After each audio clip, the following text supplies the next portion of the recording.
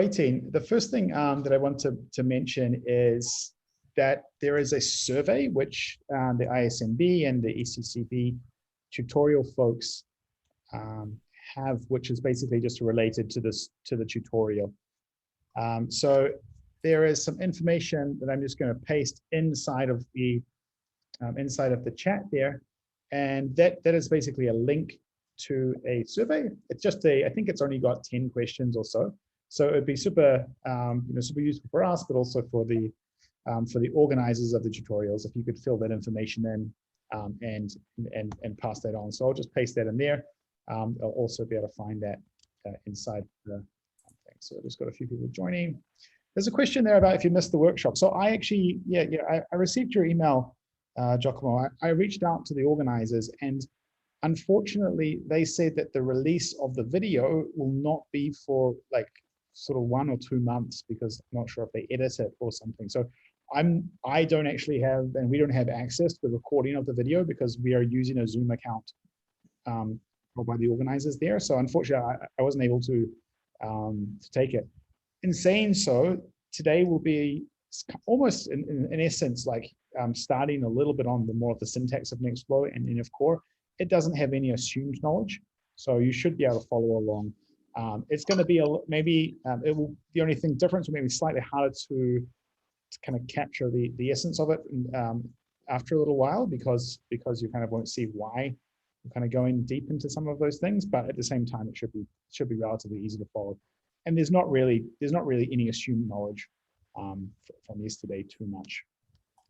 Thanks a lot. No problem for the video.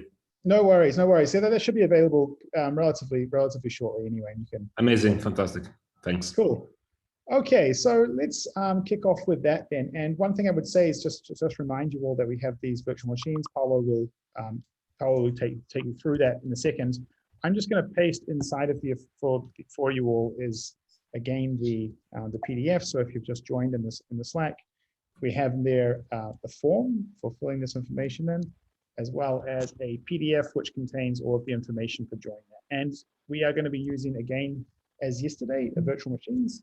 And those virtual machines there, they have kind of everything set up for you. And there's the kind of instructions to do so at the start. But other than that, I'm gonna pass it over to Paolo now. So a little bit of kind of background on them. Yesterday, we obviously looked at building a couple of these pipelines, kind of saw the basics, and then we kind of finished off with containers a little bit. So Paolo is going to join us. So Paolo is the main developer of Nextflow. He's the creator of the language. So the main contributor here, and also the CTO and co-founder of Secure Labs.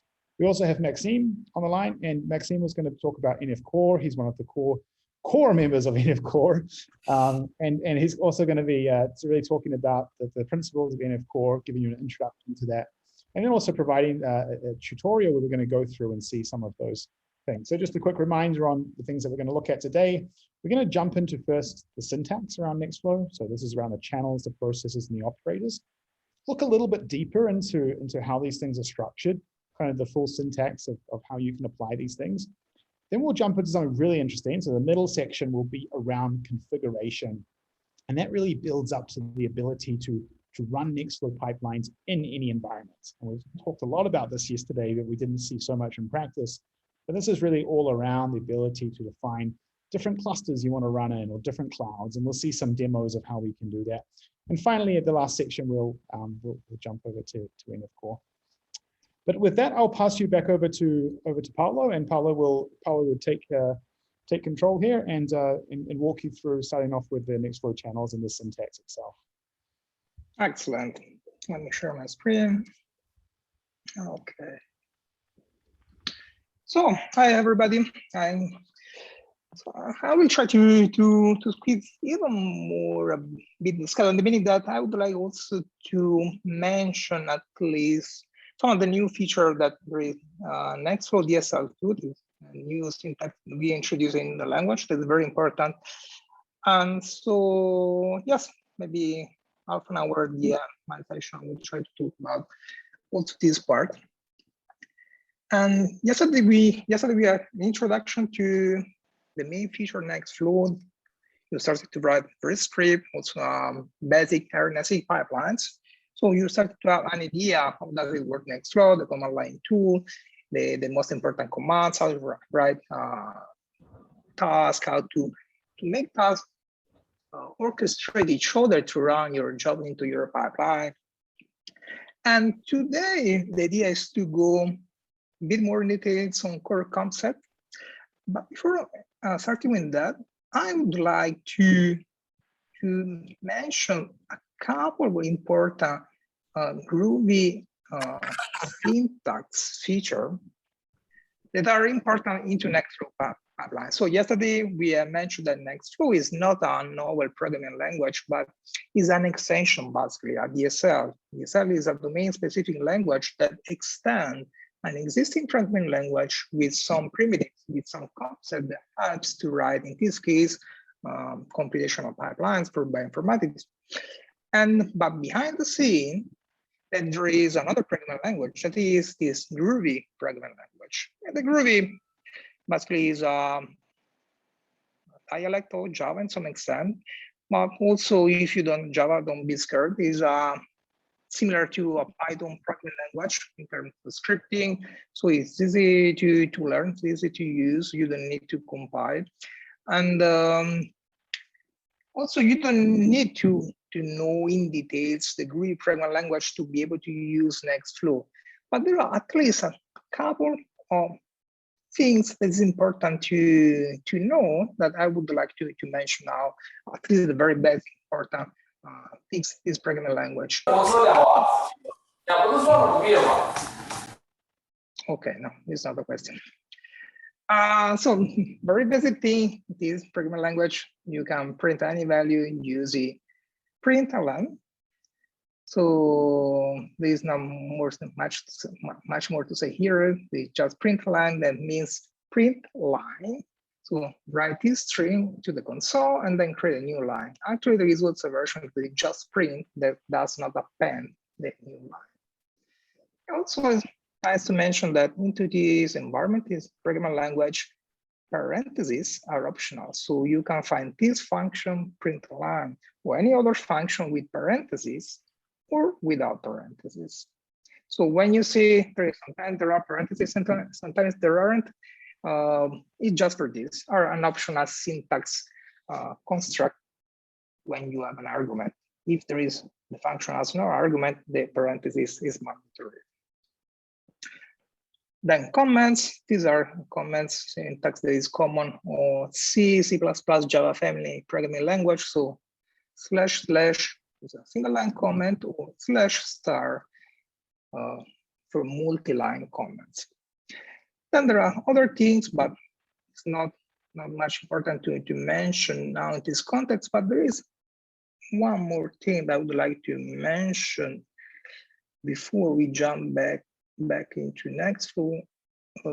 Where is singularity? Okay, you can just call it this way. And string interpolation, because we are using a lot of this feature into Nextflow pipelines. What is string interpolation? Okay, string is just a way to write or to define a sequence of characters. No, nothing special here. But there is a nice feature into the Groovy programming language that allows you to interpolate variables into a string. What does it mean? That into a string, you can specify a variable, and this variable gets replaced when the string expression is evaluated.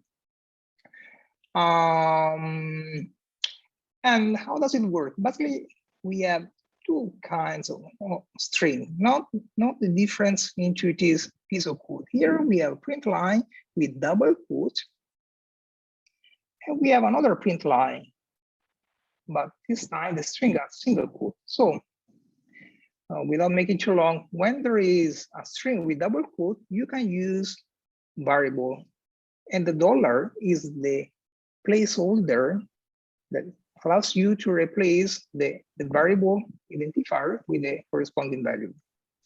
When you are using string with a single quote, the dollar is just like any other character, so it is ignored by the environment. So just to show you this how it will work quickly, we come right here. This is piece of code, and then I can use the terminal to run Nextflow, run playground.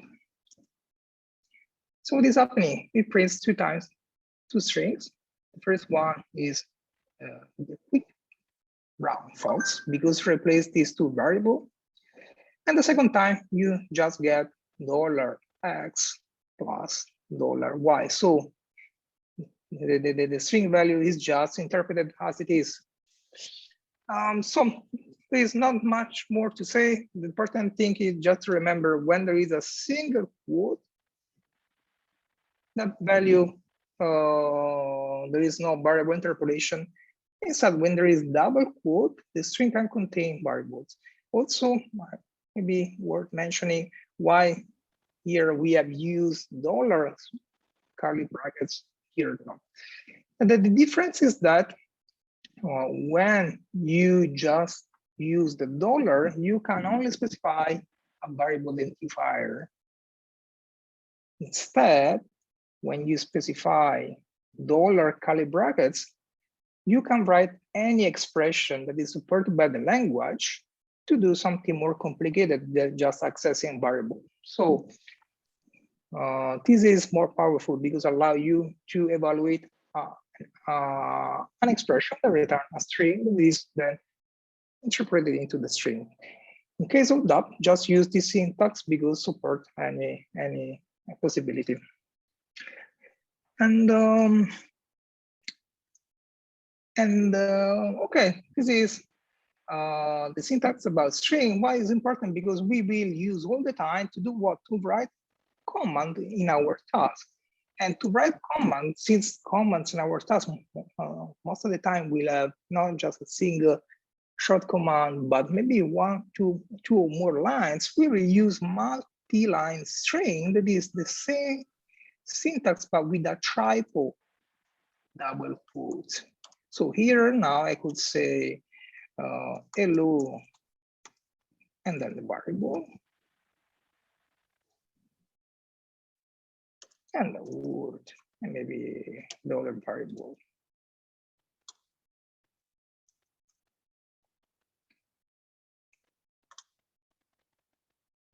Okay, so this is the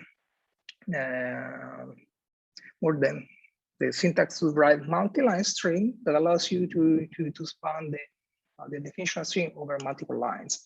And like before, you can have the same multi-line string with a single quote. And when you use single quote, like before, the variable are not interpolated. So we print the value as it is, the string as it is. And okay, this is a simple but useful way to handle the string where we use all the time. And another important concept into the Groovy programming language that is super useful into Nextflow pipeline is this concept of closure.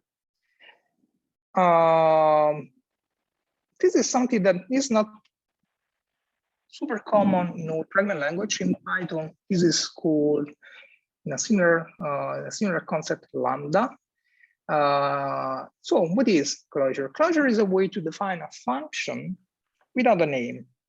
So an anonymous function that you can use like first class object. What does it mean? That basically you can reference and use a function like any other value. You can pass this closure assigned to a variable like we are doing here, or you can pass to as an argument to another function, or you can return a closure that is a function from another function.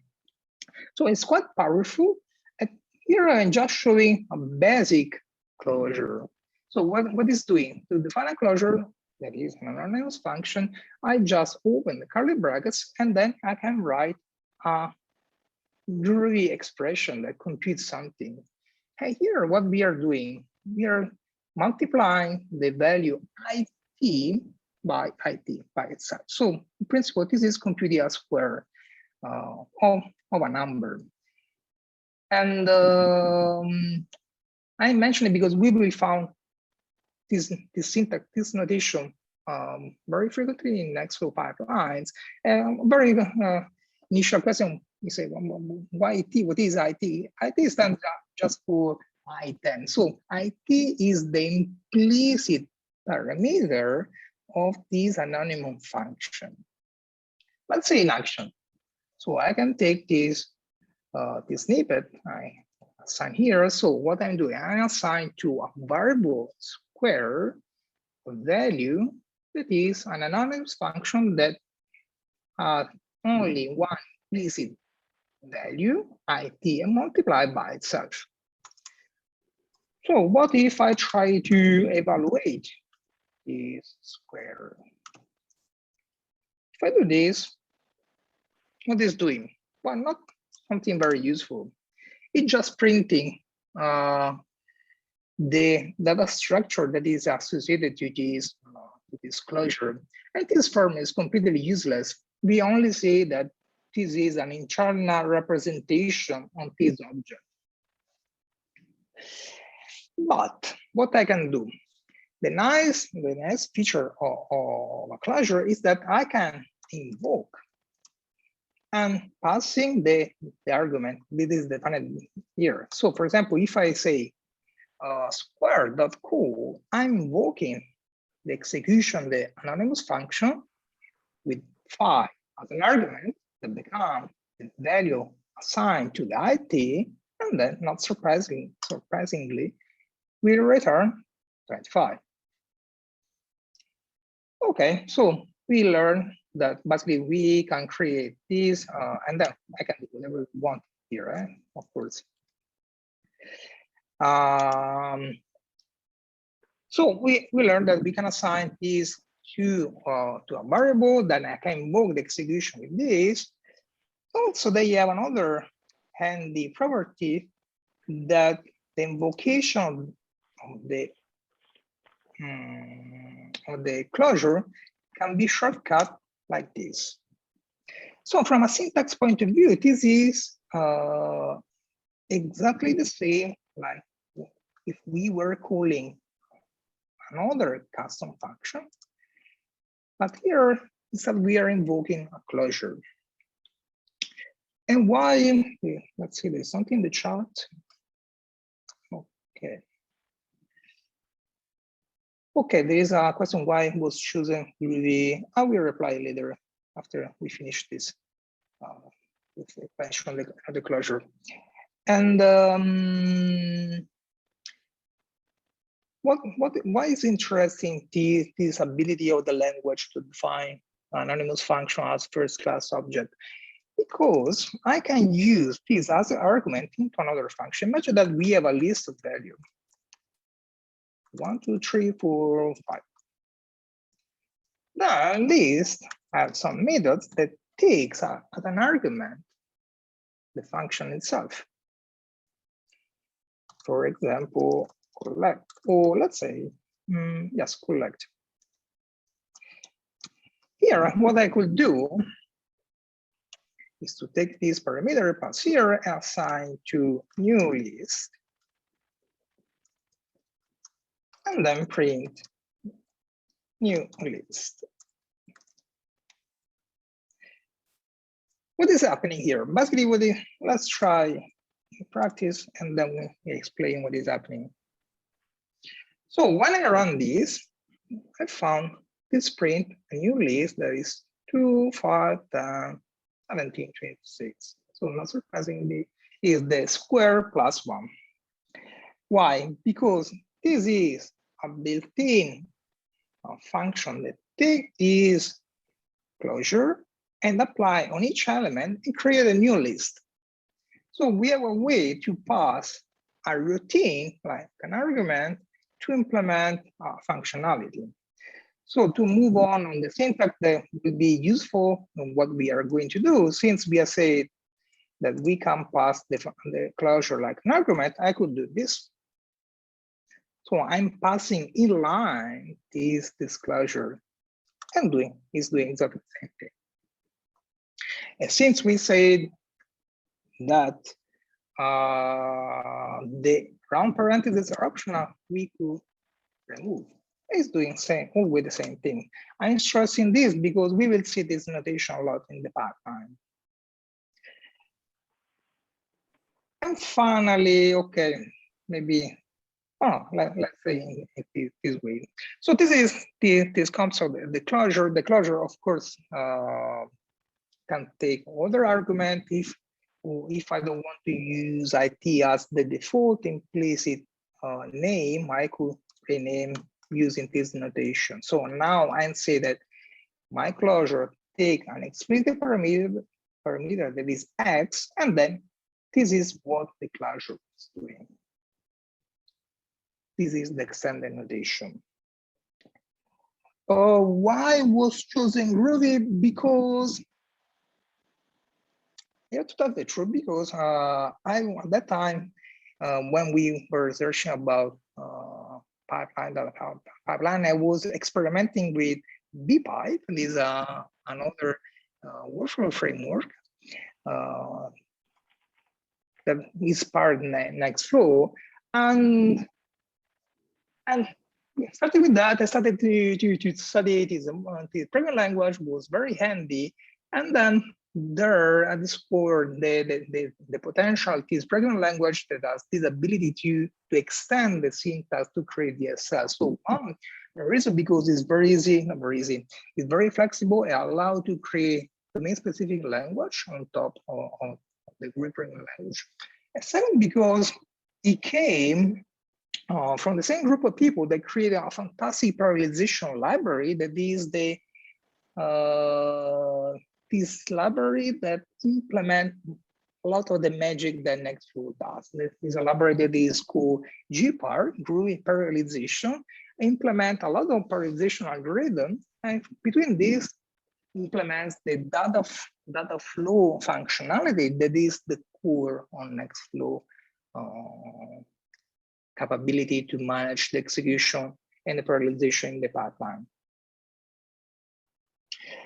Okay, so we spent some time explaining some of the core Groovy syntax. Let's jump into Nextflow core concept: channels, process, and operators. So basically, Nextflow extends the Groovy programming language at these three primitives: channel that allows basically to move data from one task to another, from one process to another. The process is the one that carry out the execution of your data pipelines tasks in an abstract manner so that you can run different architecture. And then there are the operators that are built-in functions that modify or transform the content of the channel. So what's important into the channel? Why is different from other programming language, other data structure? You can think something like this, and the channel is an extension of this data flow programming model that I was mentioning before. You can think as a data structure that allows you to connect two entities, two tasks, one that produces something and another receiving or consuming the channel. So you have a way to interconnect two parts, two agents, two entities that carrying out some computation. One produce a value, the other consume the values. The important properties of this channel compared to other data structure is that they have FIFO behavior. They mean that the first input is the first output and the sequence is guaranteed. But the writing into the into this channel is done in a non-blocking manner. So the program is not waiting, just write the value and pass to the next computation.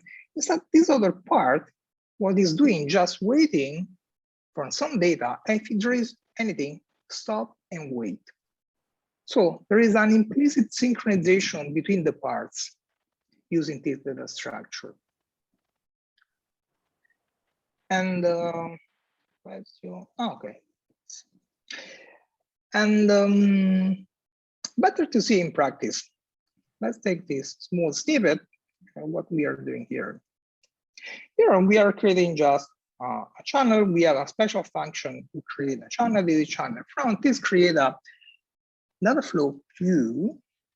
And here I want to show if I try to print content of a channel.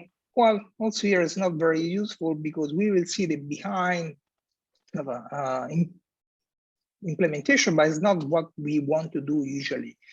To operate and see the content of the channel, you should not use print line or print, the built-in operation, but a specific function that is .view. So you apply view to the channel, and this is the operation that wait for data and print the content of the data when available.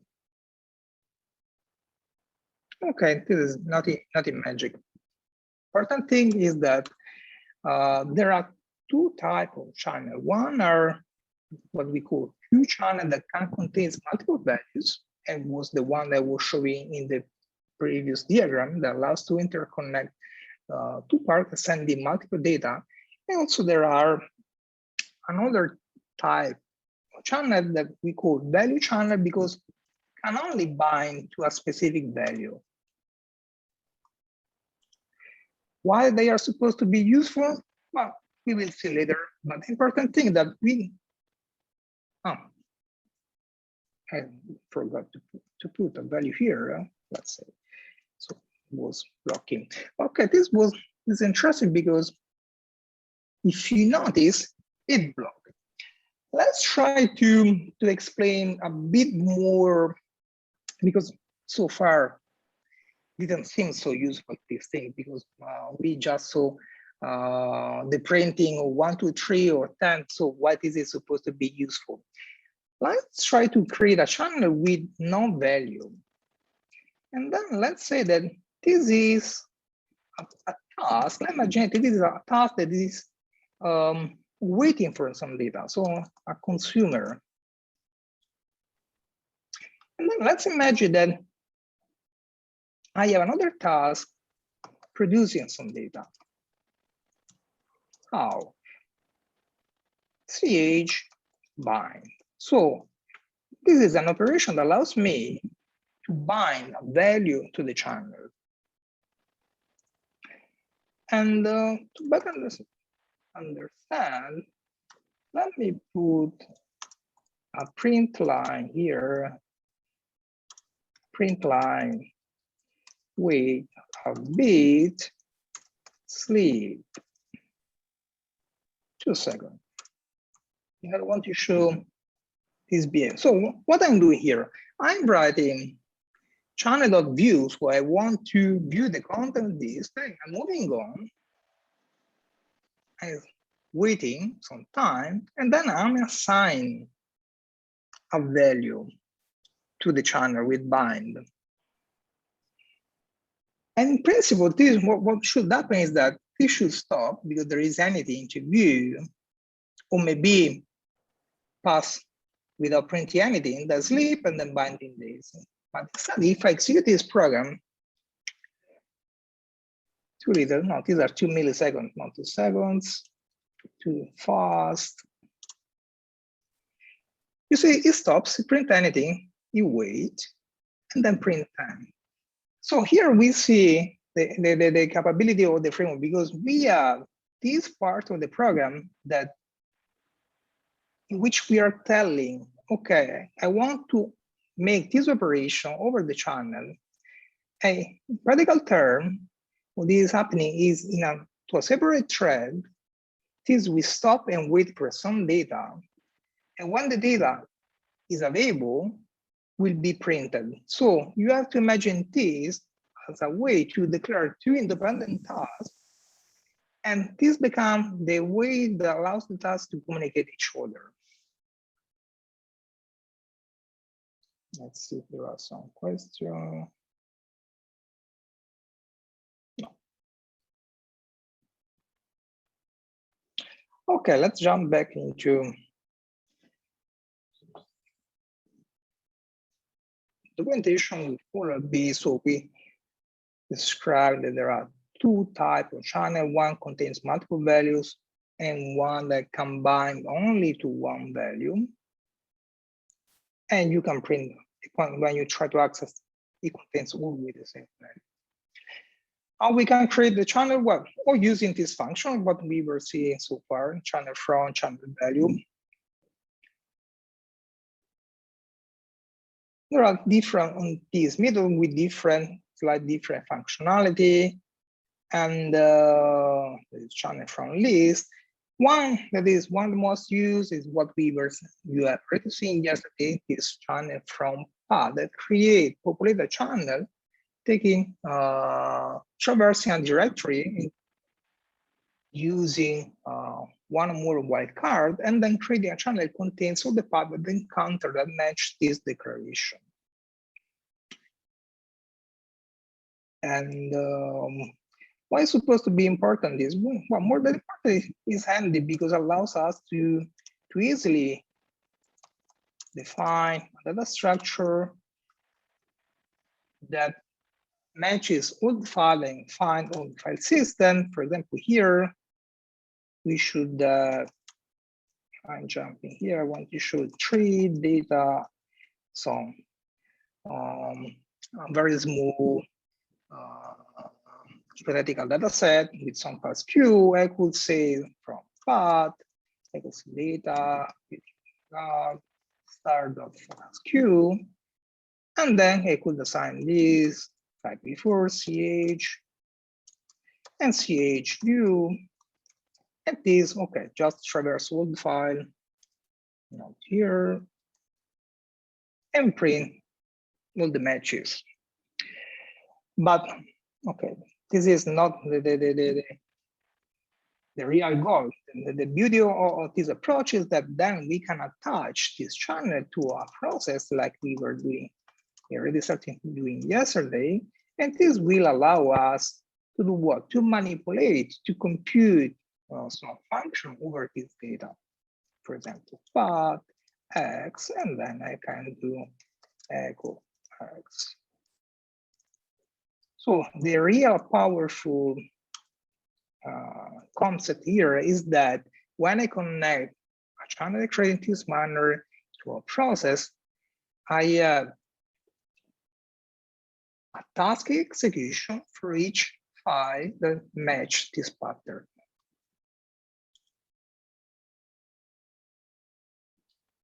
There's no X, of course, because it's from CH.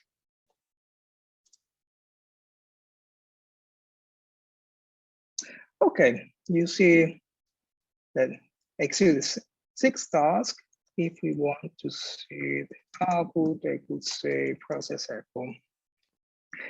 And so the beauty of this approach is that basically is the data that trigger the execution of the task in my pipeline. And depending the channel that is created with this channel factory.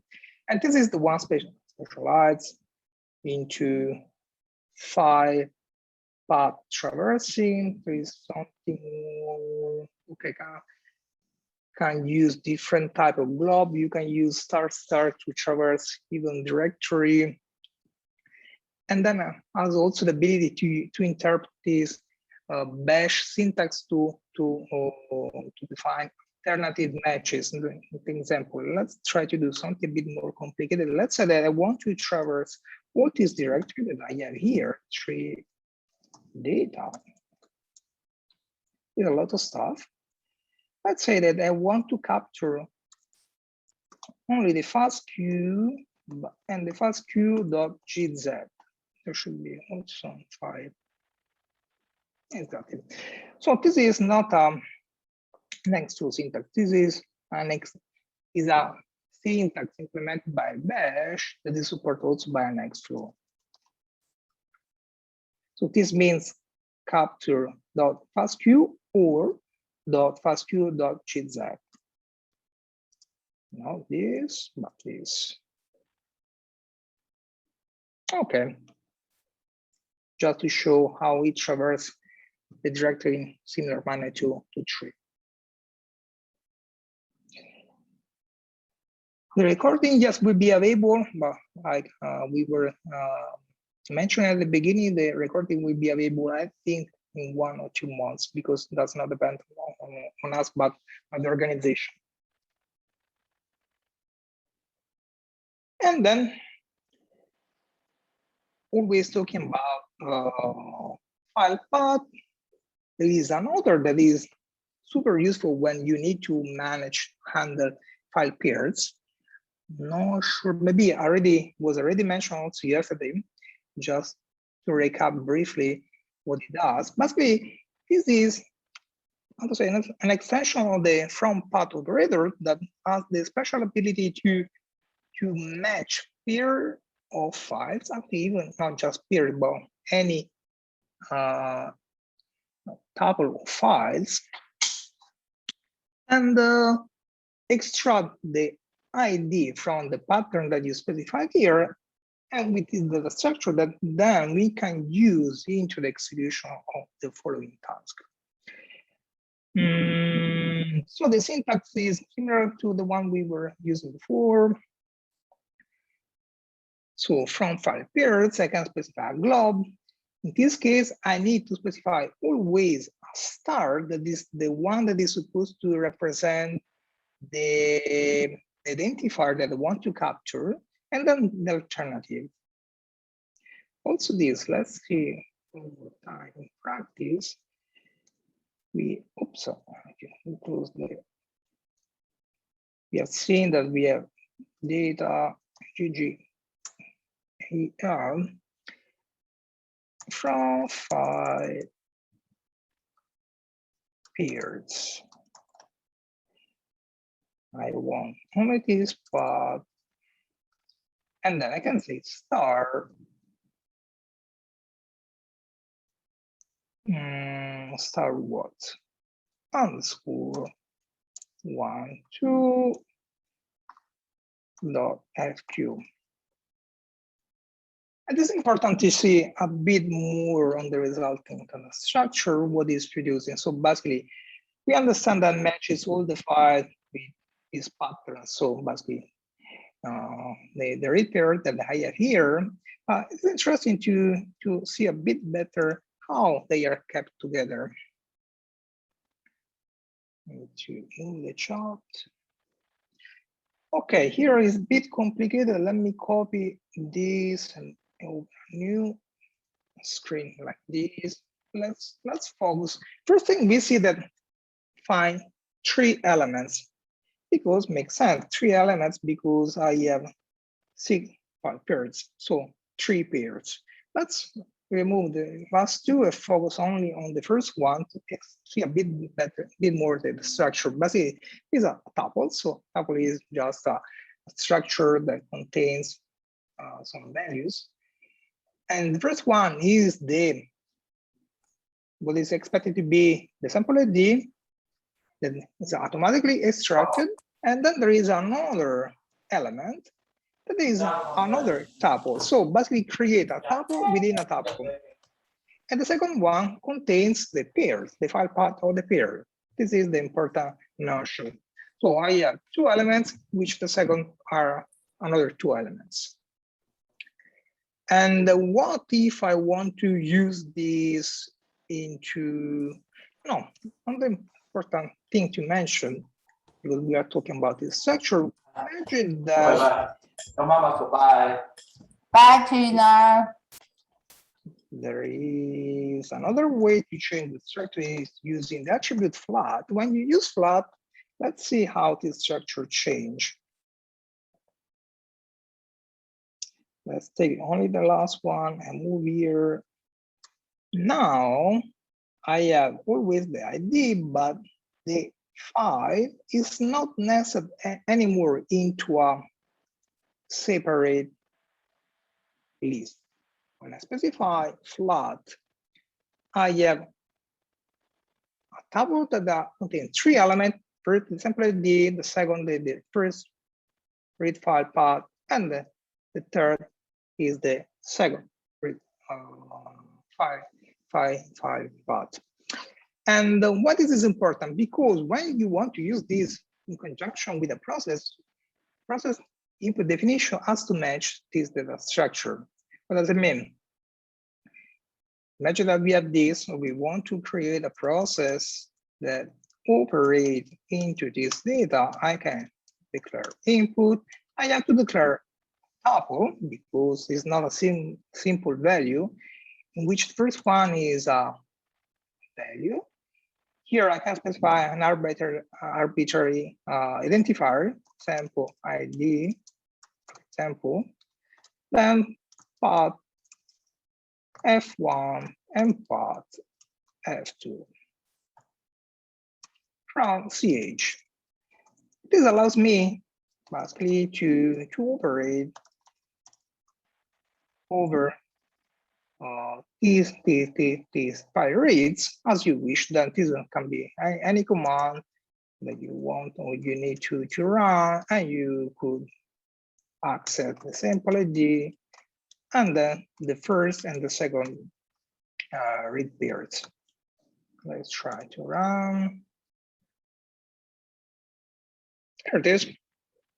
Your command got, and then the file names. And so, the important concept here, the input must match the structure produced by this guy. If I would not use this one, it's not flat, so having this version of the data, it would be in a similar manner, but the tuple will contain only two elements, sample ID and the two files. So in this case, I could use just one, but I could call reads. And then if I write something like this reads contains both the files.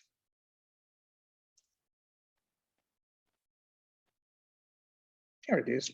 And if you need to access independently, you can access using the array index operator. And in this language, array starts from 0. So the first is 0, and the second would be 1. Let's say 1, 2.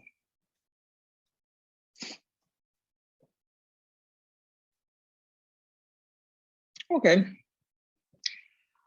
There are possibilities to expect to work with larger group of files. Yeah, you can capture any cardinality of files with size. By default is 2, but you can specify 3, 4, 34, as many as you want to keep together, provided that you specify also a pattern that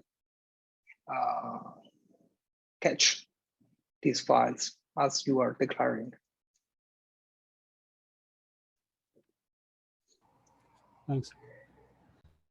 Okay.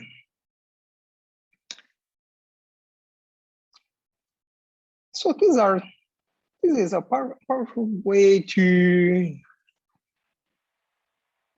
operate with read pairs, because in some extent you can think as a dynamic way to create a basic sample sheet. Now it's very common in this data pipeline. There are sample sheet files that are just CSV file with multiple columns with multiple values in which there are an ID and then the file path and then some other metadata.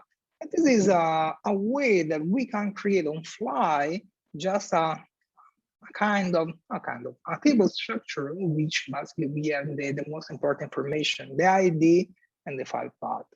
This can be useful for small pipelines or for quickly prototype the pipeline. Maybe when pipeline start to grow, you may need to handle a real sample sheet, but this is obviously possible, but this is important to mention. This is a simple way, to create and to navigate across files this manner.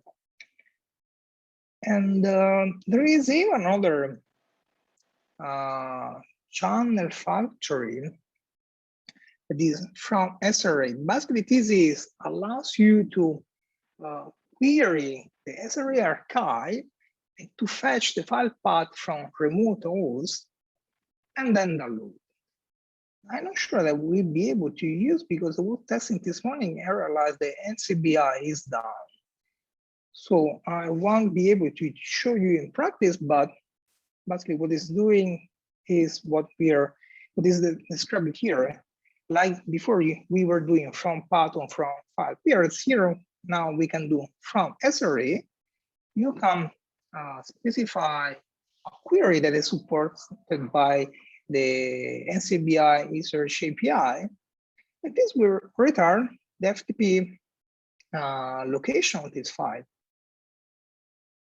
And then, like before, then we can provide connect this channel to a process and use into our pipeline. Nextflow will even be able to download FTP data from the remote host.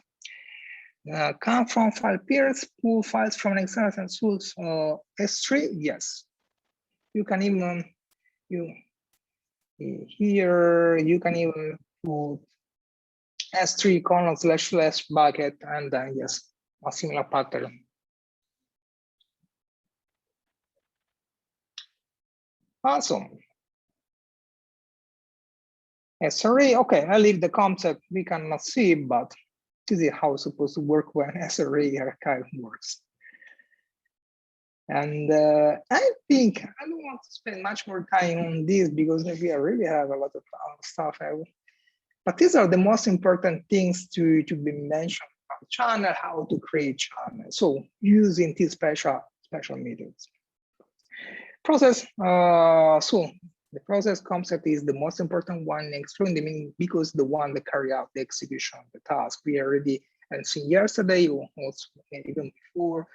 The main syntax is the keyword process and name, curly brackets, and then the basic form, just a multi-line string that represent the command that you want to run. This is a bit more extended notation of the different parts that you can define into a process. Ideally, at the beginning, can be defined some directive that allows to change some part of the execution, so to specify some metadata for the execution of the task, the input declaration, the output declaration, some optional condition that can enable, disable the execution of the task, and so finally the command that you want to execute. There are different ways to specify the command. I will try to keep simple the explanation. And the most important one is script block, what we were seeing before. So this allows you to define the block that you want to run. We already have said that this is a little more than a multi-line string. So here you can put any piece of code that can run into your computer. And by default is interpreted like a bash script. But using the Linux shebang is a trick that you can put at the beginning of a Linux program, a Linux script, hash, family mark, and then the interpreter. Using this trick, basically we can write an actual task in any supported scripting language by the Aws platform. Here, I just say, okay, this guy I'm writing below is Python. So, and then I can write Python code, but you can do the same with Ruby or Perl or whatever. Just to show this. So this can be useful in some pipeline because maybe you have some task for which you have already a snippet that is already implemented or works better for that specific task, especially Perl is fantastic for regular expression, manipulation on CSV file. So you could use this trick. Oops, I'm trying to copy and paste just this piece to make it run.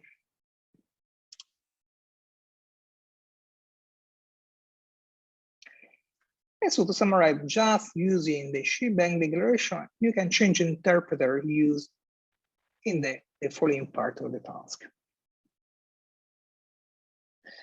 Parameter are essential to parameterize the execution of any program, including Nextflow program. Yesterday, you already have seen that you can declare some parameter at the beginning of your script, just saying params.something, and this becomes an optional parameter that you can provide from the command line. And then, like any other variable, you can access the parameter using the dollar notation.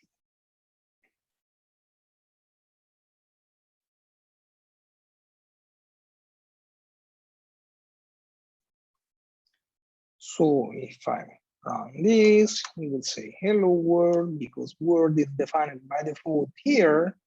So this is the value that is used if nothing else is specified. But I could change and say minus minus data mundo. And it will become hello mundo, because I'm passing this parameter and that is interpolated into the task. So this is the most simple way to parameterize the Nextflow task. But here it's important to mention, yes, sometimes in your task you need to access some environment variable. If you want to access an environment variable that is a bash environment variable, you need to escape. Since both languages, both Nextflow and bash, use the dollar as the variable placeholder, if you want to access a variable that is a bash variable, you need to escape that variable with a backslash.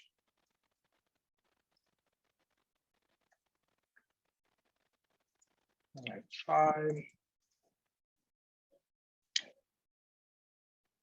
You see, the current directory is long. Would try to confuse. I ask a question?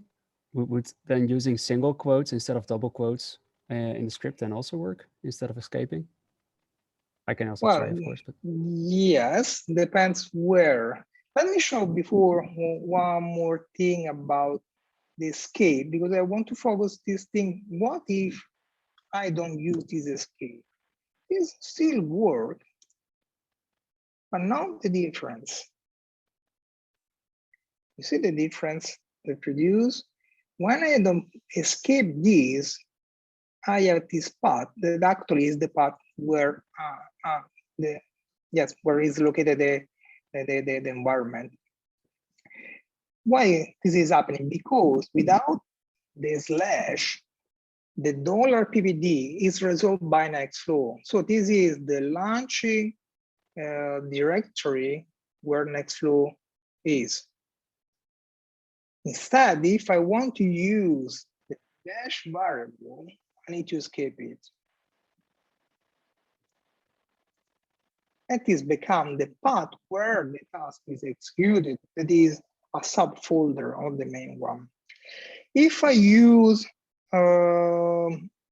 single quote, yes, this becomes a single quote within bash. So the PVD is not considered a variable. It's printed as it is. Indeed. Okay. But I mean, single quotes after script. Let's say the new, yeah. This is instead the way to tell Nextflow, don't interpolate the variable. Yes, in this case, we could put back this, and then this would not be needed. Exactly. This is another way. Oh, what's up? Because it's missing this. Yes, if you want to preserve if you don't want Nextflow to change to consider this like Nextflow variable, you can use single quote. It's perfectly legit. You should do. The problem is that in real cases, you may need to use both, because you may have some input here and you want to reference here, and you may want also access to a bash variable. So in that case, you need to escape the bash and use the dollar for the next one. Yes.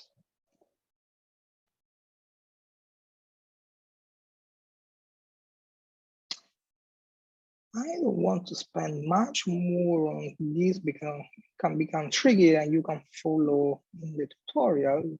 More interesting thing, but it can be interesting instead to mention this possibility of the conditional script. So the important thing is that into the script, you don't have to only you don't need to specify a string. You can write any piece of code that evaluates a string. So it can be something much more complicated if you need. So in this case, for example, what is happening? I put in the other editor this bit more readable. Here we are using a conditional statement to evaluate the parameter and then decide which command I want to execute.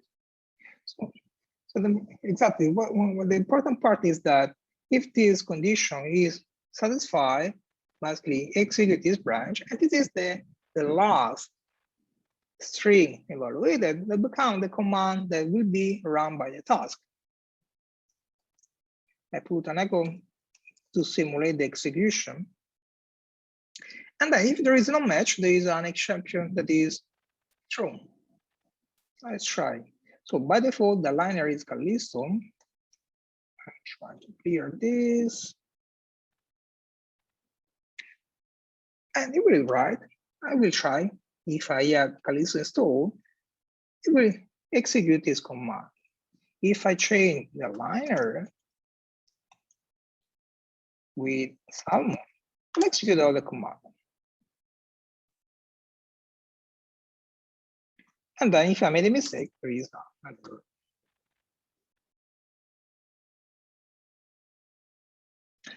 Okay, this is just to mention that you are not limited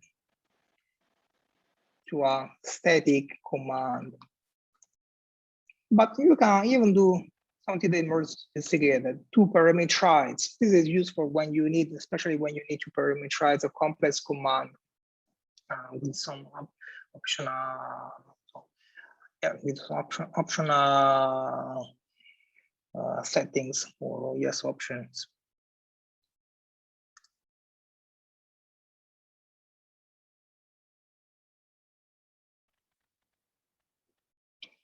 And okay, let's see how to parameterize. But still, we haven't seen proper input. Okay, not at least now, but we have seen yesterday also before. But let's formalize a bit more this discussion. So the input, how our input is different from a parameter.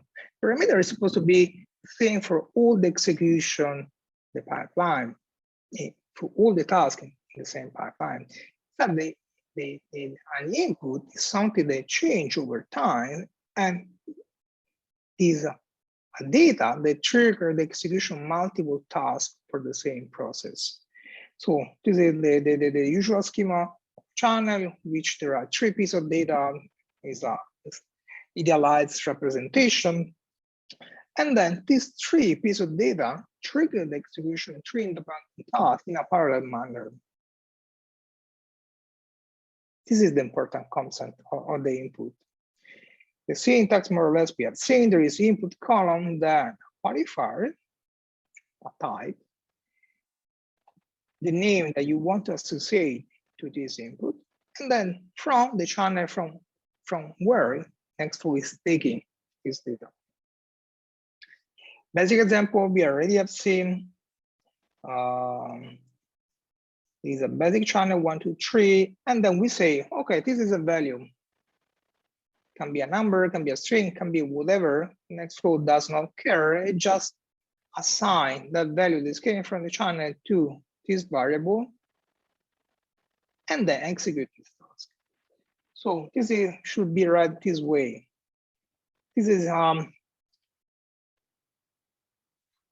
a declaration, but also an assignment, because you're telling this is the value, and you're also defining this variable name that you can use here later to reference that value.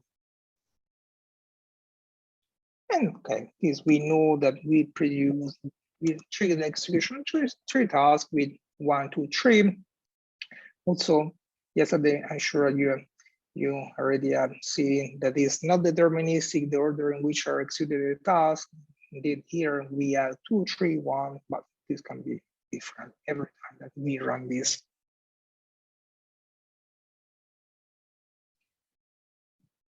Things start to become a bit more interesting or complicated when we want to use file. It is important that you specify the type file when you are working with file, because Nextflow need to do some special things to manage the file in your pipeline.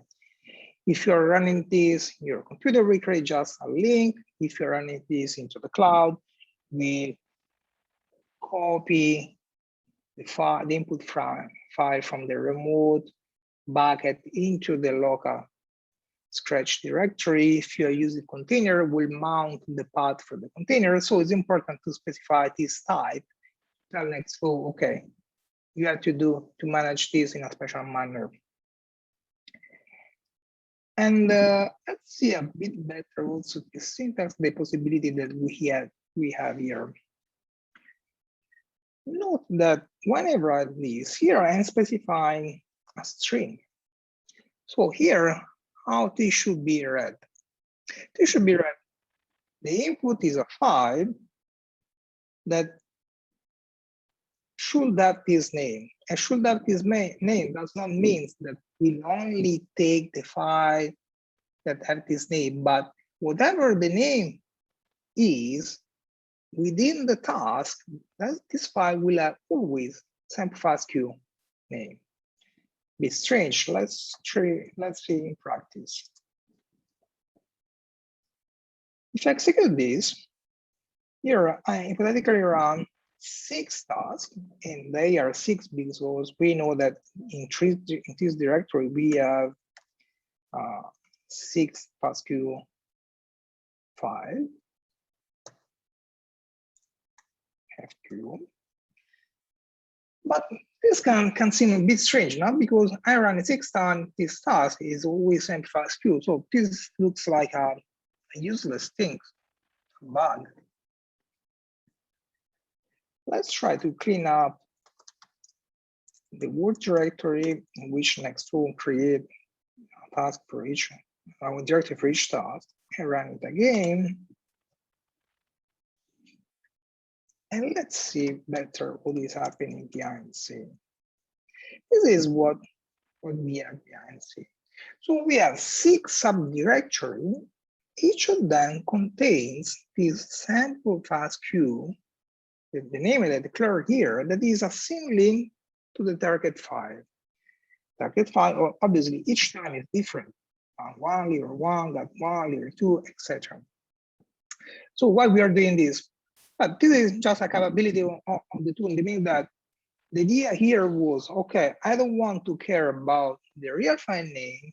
I'm just happy to know that I have a file that is called this way, because this way you can just focus on this task. You don't have to parameterize the task with variable. It's Nextflow that is changing this fake name with the real name. And this is a possibility. If you don't like or you don't need, you can even use a second syntax, that is the one that instead of specifying the string that stands for the file name, you can use a variable identifier. They can be sample, or foo, or whatever, or let's say sample 5. When you put this syntax, you are specifying identifier, then you can reference into the script. Let's try to write again. It's not working. And now it may look a bit more intuitive, because now you have the original file name that is associated to each task, but behind the scene happens exactly the same thing. Let me remove to not confuse with the other and run it again.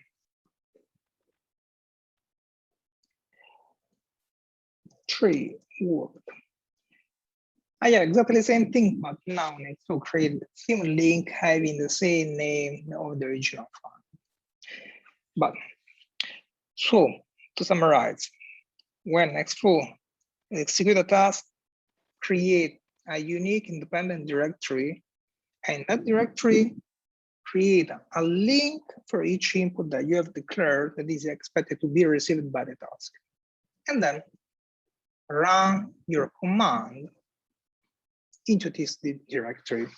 And this is super useful because allows you to parallel the execution of your pipeline without taking care about file name collision, because each of them will run in a independent manner. It also is super handy to debug the pipeline execution, because even though in the beginning this can be confusing because there are this long number, but if a task crash for some reason, like if I could do something for pause like this, what you can do is jump into this directory and try to fix or understand what is not working. You can go on cd, cd/bf, etc. Here you have all the pieces that you may need to re-execute or debug this task. You have the command that was generated, so you can say, oh, okay, here this is broken because maybe it's missing an option, or it's misspelled the command, or the data is not correct. And then once you have fixed it, you can even rerun manually directly from here and just say bash command run. It is execute your task. And this is super useful to debug and fix some punctual problem without having to launch all the pipeline with Nextflow. You can just focus on this task.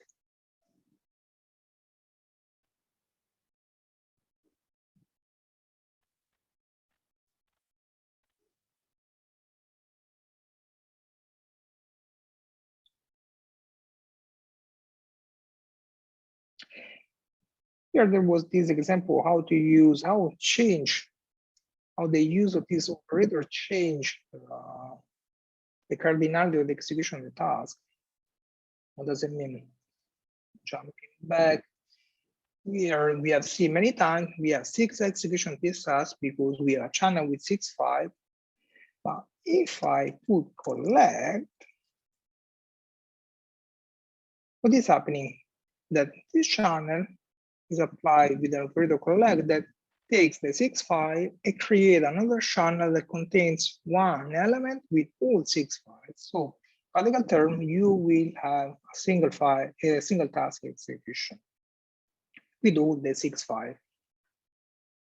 Not a valid project name. Why? Because I'm in the subdirectory.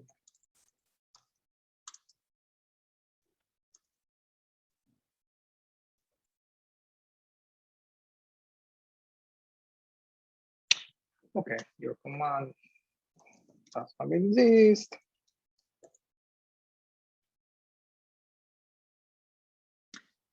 And voila. So now I print all 6.5, and just for curiosity, we could see the content over here, and you will find that this directory now contains all the 6.5 that are 6 links to the data.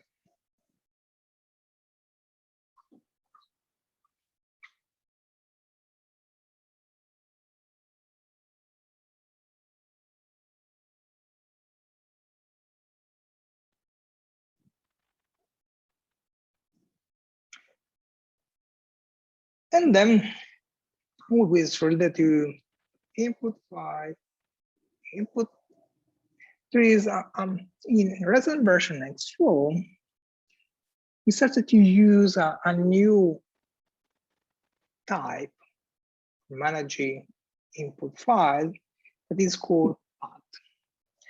Well, basically, for beginner user, they are doing the same thing.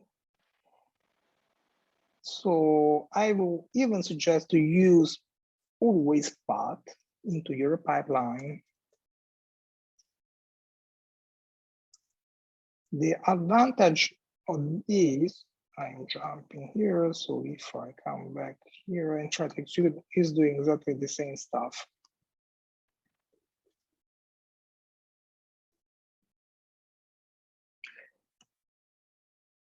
What is the real difference? The real difference is that practically path is a bit more smart, and meaning that we can accept any string that is that looks like a location file path. So some data file txt.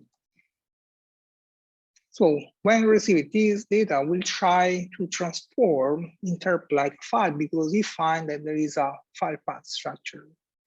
Instead, the other one, it should be a real file object as required by the programming language that there is behind, and required some other trick to make the task understand that was a real file.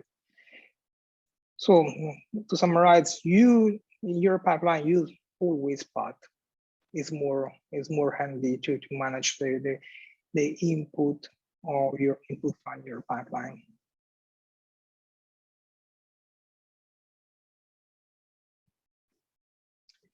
And then maybe the most hosting concept, Nextflow, also the most powerful one. So far, we have seen that we can have input. We have used only one input in our pipeline, but in reality, you can use as many as you want. You are not limited to one channel. And so now this is an example in which I'm creating a process that contains two inputs that came from two independent channels. So here, what I can expect happens is exactly the same thing. The process will take the first value from this channel, that is 1, and the first from the second channel, that is A, run a task, and pass to the next one, that is 2B, and then 3C. Okay, I can try to run this. It will do exactly this. There is the usual behavior that the order in which they are printed is not predictable because they are running parallel, but will be always 1 and A, 3 and C, and 2 and B. And run as many times as we want. The pair are always the same.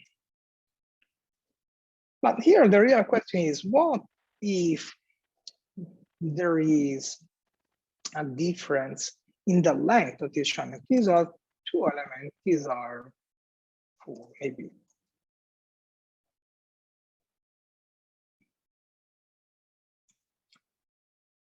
What will happen? Will happen that we'll have only 2 executions.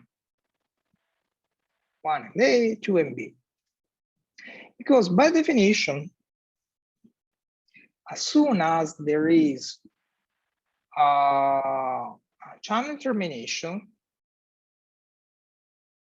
the task cannot continue to compute anything because it could not have any other value to associate to the following one remaining feature.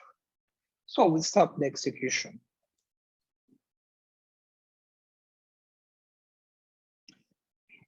And the real point here is that there are situations in which you want to use all with the same value into a task. Instead, a run with different value coming from another channel could be something like this. But if I do this, you will see that you will have exactly one execution for the reason that we just told. This is a channel containing one value, that channel finish, stop execution.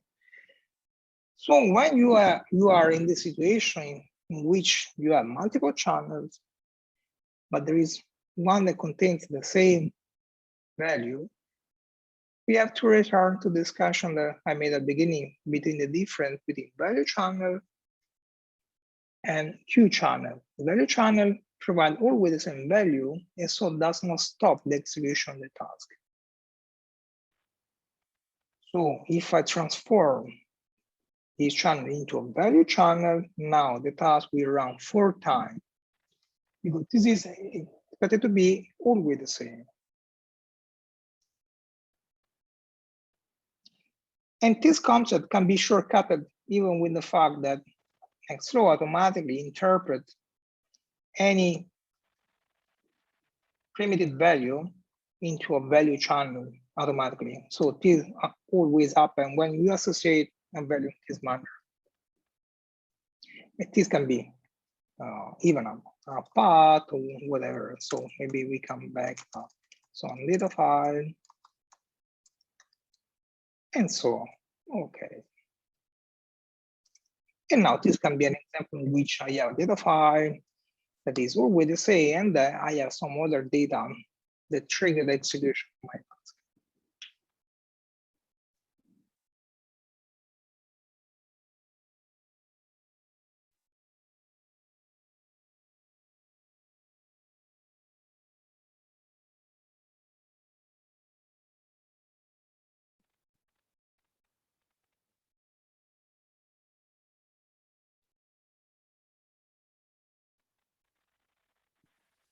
I have a question. Can you also, for example, tweak it like so that you can run all the combinations of 2 channels? Exactly. Here there are 2 ways. One, exactly this in this example. Imagine that we are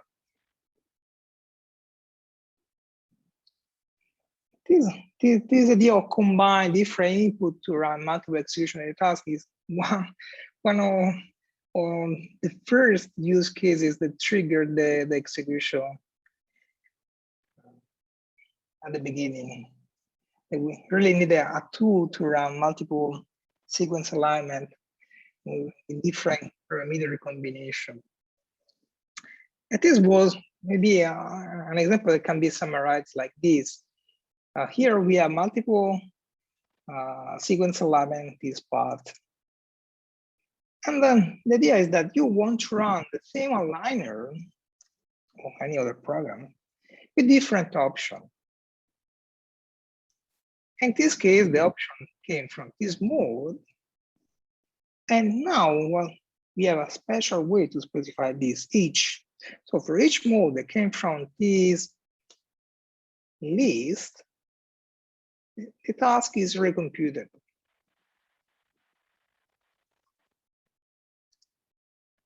And basically, this is got to do with the combination of all the input with this value. You see, we had 6 files. If for each of them you have a separate execution. Let's try to put only a specific one so it will be a bit more clear. Or maybe, yeah, let's put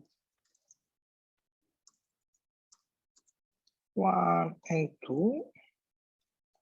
So yeah, 2 alignment file and 3 options. I have a 6 execution. 1 and 2, 1 express regular, regular with 2, espresso, etc. And just to highlight the difference with the previous, imagine that if I had used here val instead of each, and this was a channel from list,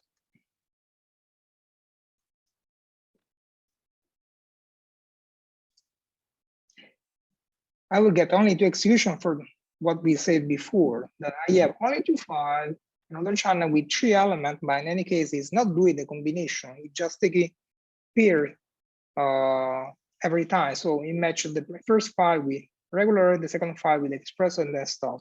Instead, each is the one that allows you to do combination. And then there is an even more sophisticated way that is a special operator that allows you to create, to join basically the content of the channel. We will see later. It is created to allows you to create more complex Cartesian product or combination, and then you can use the resulting channel like an input for the processing.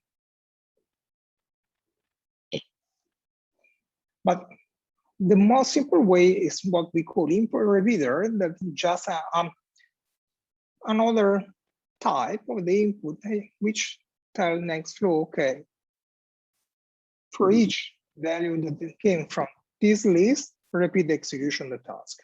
It is super useful to repeat repeat the execution of the same task with the same input file for all the options that you are passing.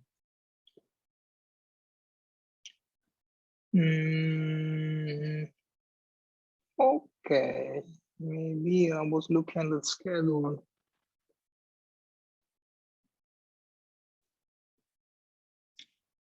Yeah, maybe we can have 10 minutes break and then we can continue.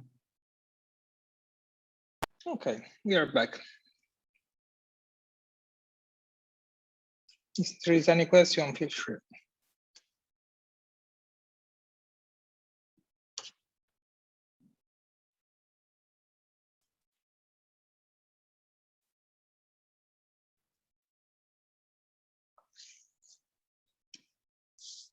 So let's continue with the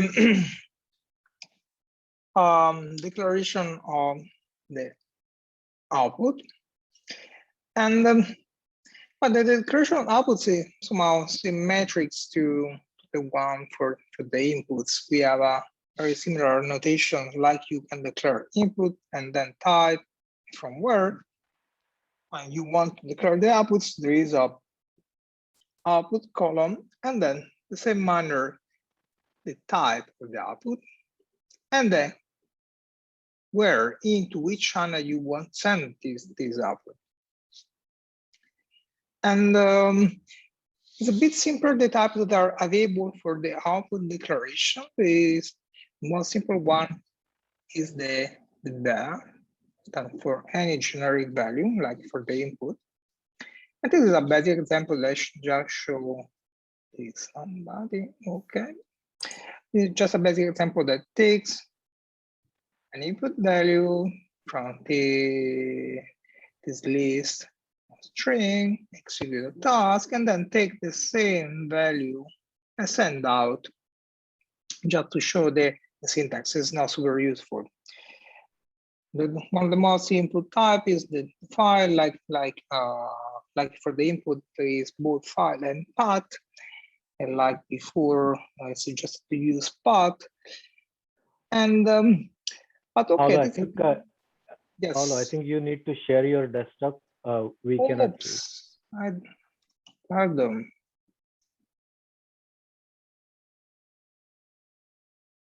I'm sharing the desktop. You cannot see? We just see your video.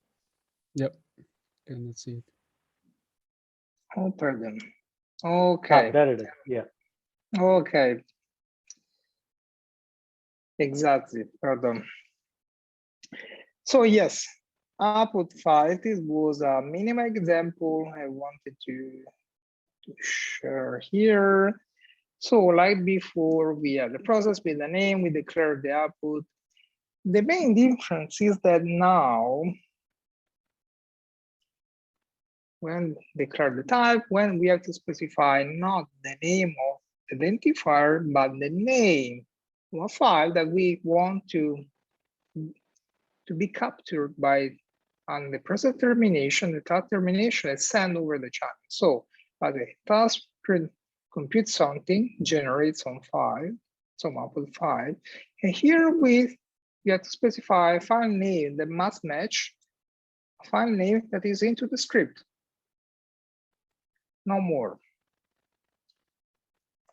And this is just generate a random number, and then is sent over to channel, and then the channel, like we have done before, print the value of the content of the file. It is a random number, so it changes every time. And this is the basic version, so just match the file that has generated. It becomes a bit more interesting because you can specify not just a single file, but like in other places, Nextflow, you can use wildcards, the usual star or question mark, or even more completed like we were doing before with curly brackets to capture more than one file at a time. Let's see quickly this example. Here I have a command that just printing a string. The string is piped to split. Split creates file that contains just 1 byte that have this prefix. So here I'm telling, okay, when task complete, capture all the files that have prefix chunk underscore star. And they are taken all together and sent over the letters channel.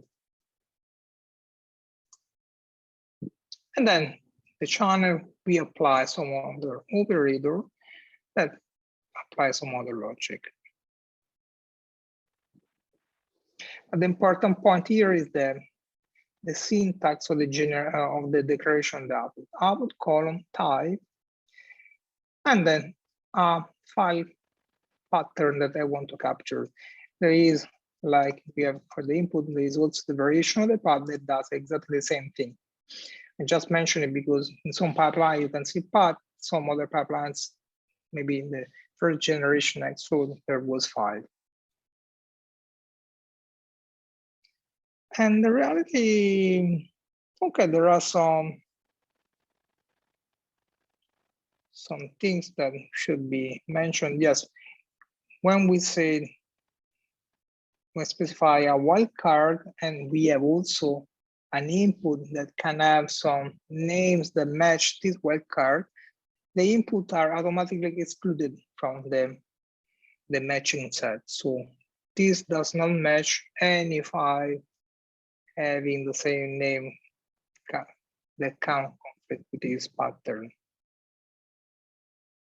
Okay, globe pattern match file directory. There are some little details, but it's not much important. And that's always about this. Can be interesting to mention that here I can, in this notation, I can even specify some variables, like in this case. Here I have an input that is taken from another channel. His input is X, and I can reuse into this string to parameterize the name of the file that I want to capture. So this allows me to use an alternative to use a usual trick when you don't know, you don't want to specify a concrete file name. You can just use the star and we'll take all the files without, let's say, without suffix. But in some cases, you want exactly a specific file name, and you can use the usual string parameterization to capture that specific file name. And finally, how to create more complex data structure. We already say at the beginning this, you can use this tuple structure. That is a way to create a kind of record. So you are saying that your input is composed by multiple elements that are produced by the channel. And the syntax is defined by this tuple, and then the type that we are used so far. So val, file, path, etc.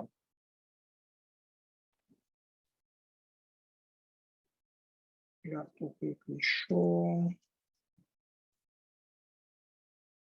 So this is the usual path we have in our first view, but we already have seen the beginning, so I won't spend much more time here. The nice thing is that we see that we have the sample ID, basically that is an input, but also we are using like an output, and we are using here also here.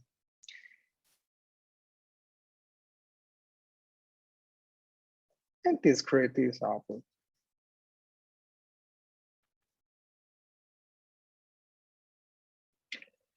Well, we don't have much time. I just mentioned quickly. One is just a possibility that we have to enable or disable the execution of the task depending on this optional expression. So here I can use any of the input. I can write any arbitrary expression. When this expression, in this case, is the name of this file, is a FASTA file, and the name matches this regular expression, and also the type, that is the second parameter, is this value. For example, just give an example, the task execute. If it does not match, it does not execute. So this is a way to define functional condition to enable disable the task execution.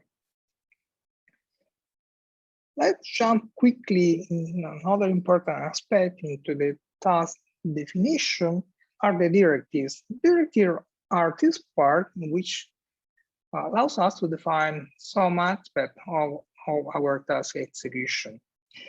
Can control many different aspects, like the resources that are used by the task. That are the one is example. For example, I can say that for this task, I want to use the CPU or the memory or the container. And this allows me then to parameterize accordingly in the task. This is important to mention. Okay, maybe we will see also later. Nextflow does not directly enforce the use of these resources. So if I create a task like this and try to run locally in my computer, there is anything that will limit this task.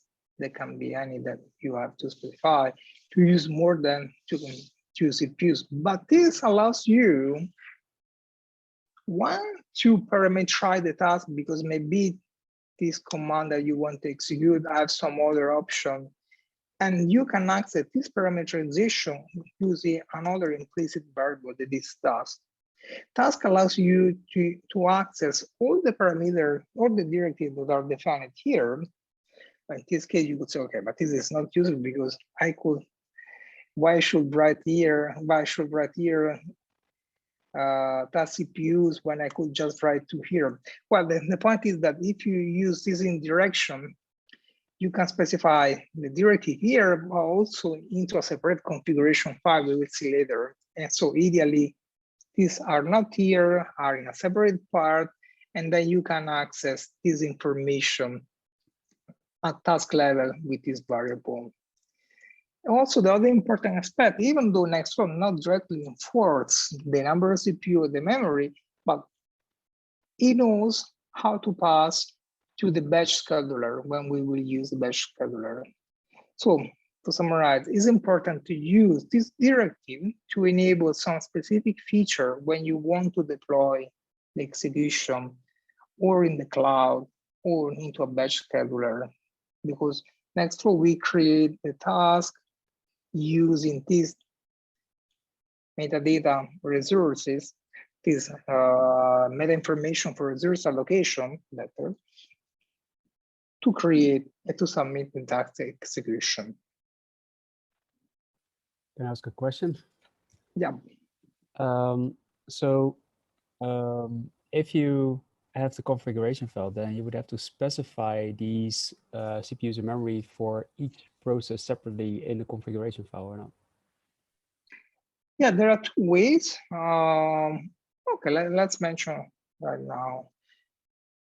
Then there are two ways, or specify one by one all the task name. But yes, this can be a bit pedantic, also fragile, because if you change one name, that does not work anymore. There is another way that consists annotating the process with labels.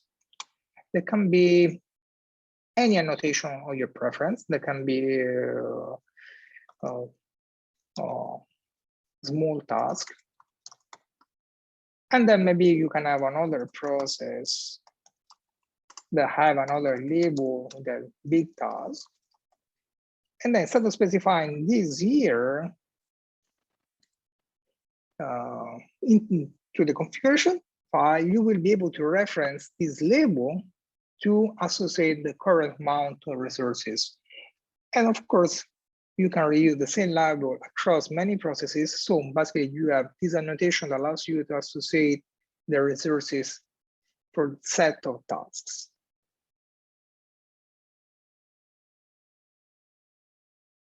Does explain a bit? Yeah, thanks. Okay, I will show exactly the syntax when I'm going to talk about the configuration file in a few minutes.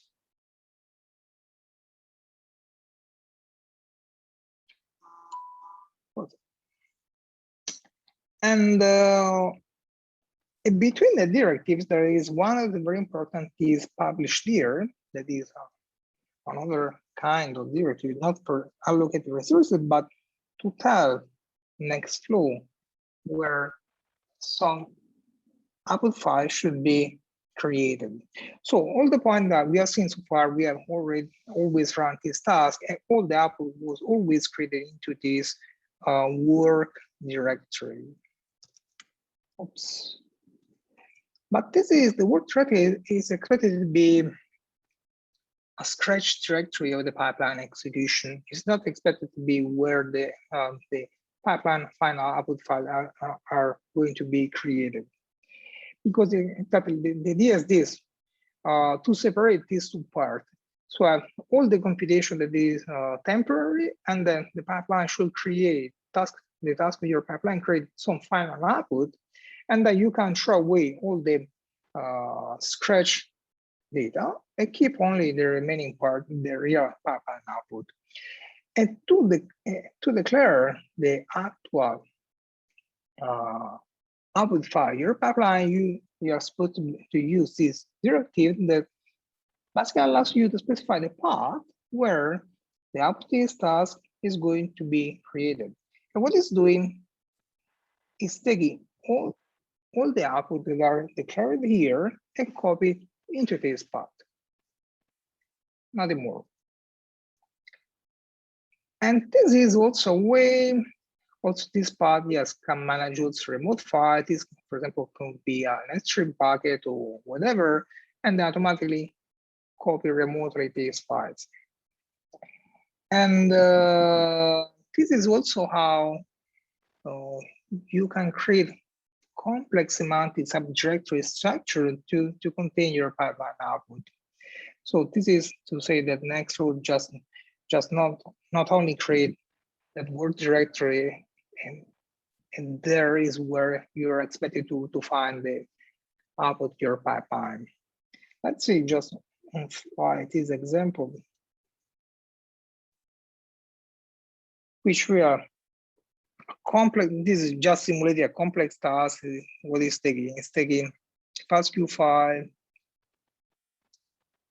actually a compressed FASTQ file, now expanding with data cut, and then using awk is doing some stuff.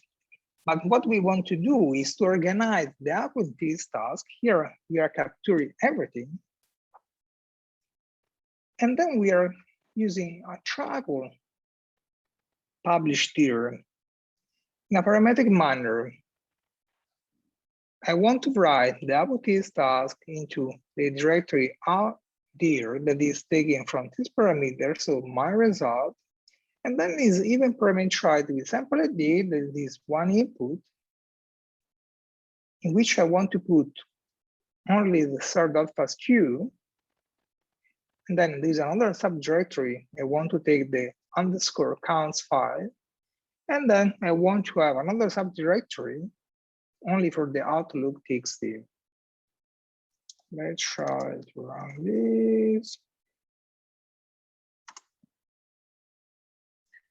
Okay, this create this file and then organize this directory, my result, using this form. You see? Okay, the important thing here is that basically the published here is very flexible. It allows to do many things. And you can use multiple published here to create nested subdirectory that are parameterized both with parameter process inputs.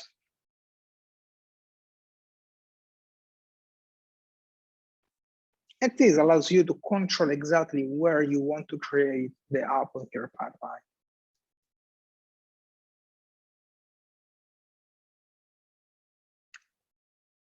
Super quickly, because we have still a lot of stuff. Operators, we have already used basically many times so far. Operators are built-in functions that you can apply over a channel to transform the channel content. And this is the canonical example. You have a channel. To this channel, you apply a map. A map is just a closure that transforms one value into another and create another channel. So here I'm using the usual square function just to say that you have this channel that contains 1, 2, 3, or 4, and the map transform into a new channel that contains the square values. And so also view is another operator, in practical term we used already many times. Here I just show you how they can chain together. You don't necessarily need to use into this one-by-one form, which you create the channel assigned to a variable, then you use the variable and apply the operator, create another channel. You can do this. That's much more idiomatic also to do everything in just one line, just applying dot this, and then you can even go in a new line and then become this way to write operation one after another and give you this idea of the flow and so on and so on. And okay, this is view map. There are many of these operation. Maybe the into is the one was already mentioned yesterday that allows you to create a copy of the same channel to bypass this limitation that there is Nextflow, at least first version, that you can use multiple times the same channel. Mix is just putting together multiple channel values into a single one. I'm going fast because I want to jump into another argument. Flatten is interesting because it's the opposite of collect. Basically, imagine that you have channel contains 2 arrays. Let's see without flatten what it's doing. As it contains 2 elements that are 2 lists, but if apply flatten, it transforms into independent elements.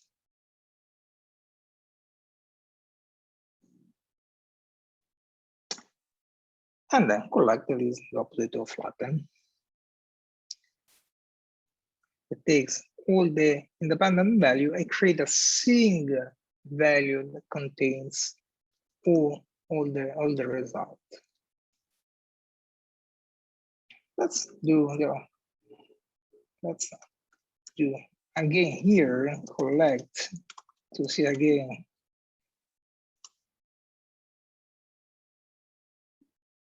Okay. We were expecting this. Bit more sophisticated and can be useful on several occasions. This group tuple is a way to collect partially the element into a channel. Let's see briefly. Let's see this.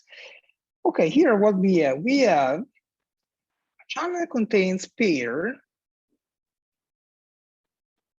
that composed with a number with a string, just to give an hypothetical example. And what group tuple does is to keep together all the elements that have the same key, in which the key is supposed to be the first element. So we keep together all the 1A, 1B, and 1C, and then also group together the one with 2, because it's the first element that is the key. So if I run this,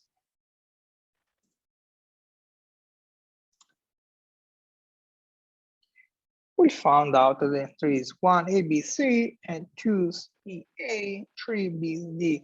This is useful usually when you want to aggregate a channel that contains file associated with a sample ID, and then you collect all the sample with the same ID, and then you pass to a task that compute over this aggregation.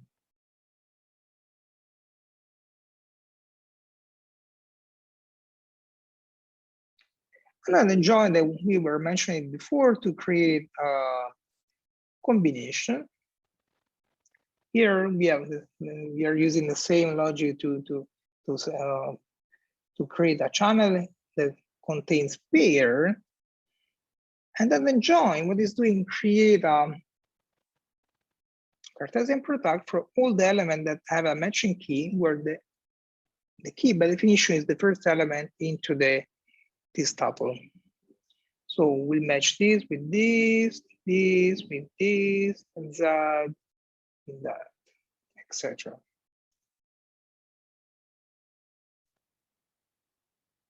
There it is.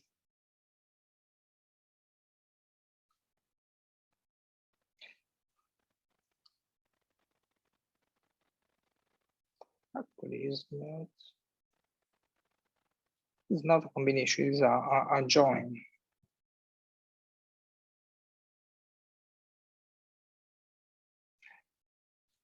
Gosh, it's a bit complicated. Let's jump into the configuration, since we have not much time, but configuration is super important to Nextflow. Container, we have seen already yesterday, Nextflow configuration file.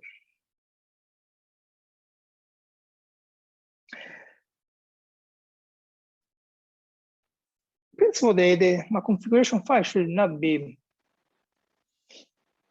particularly sophisticated, just a way that allows you to parameterize your pipeline execution. But with Nextflow, we wanted to have the configuration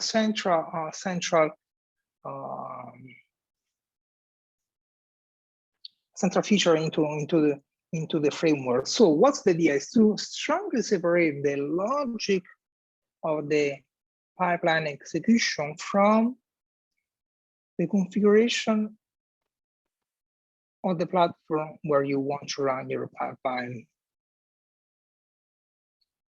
So or at least say it a bit better way, to decouple strongly the pipeline so that the pipeline can easily run in any platform, and to move into a separate file all the logic that is coupled, that is tied to the settings of a specific platform.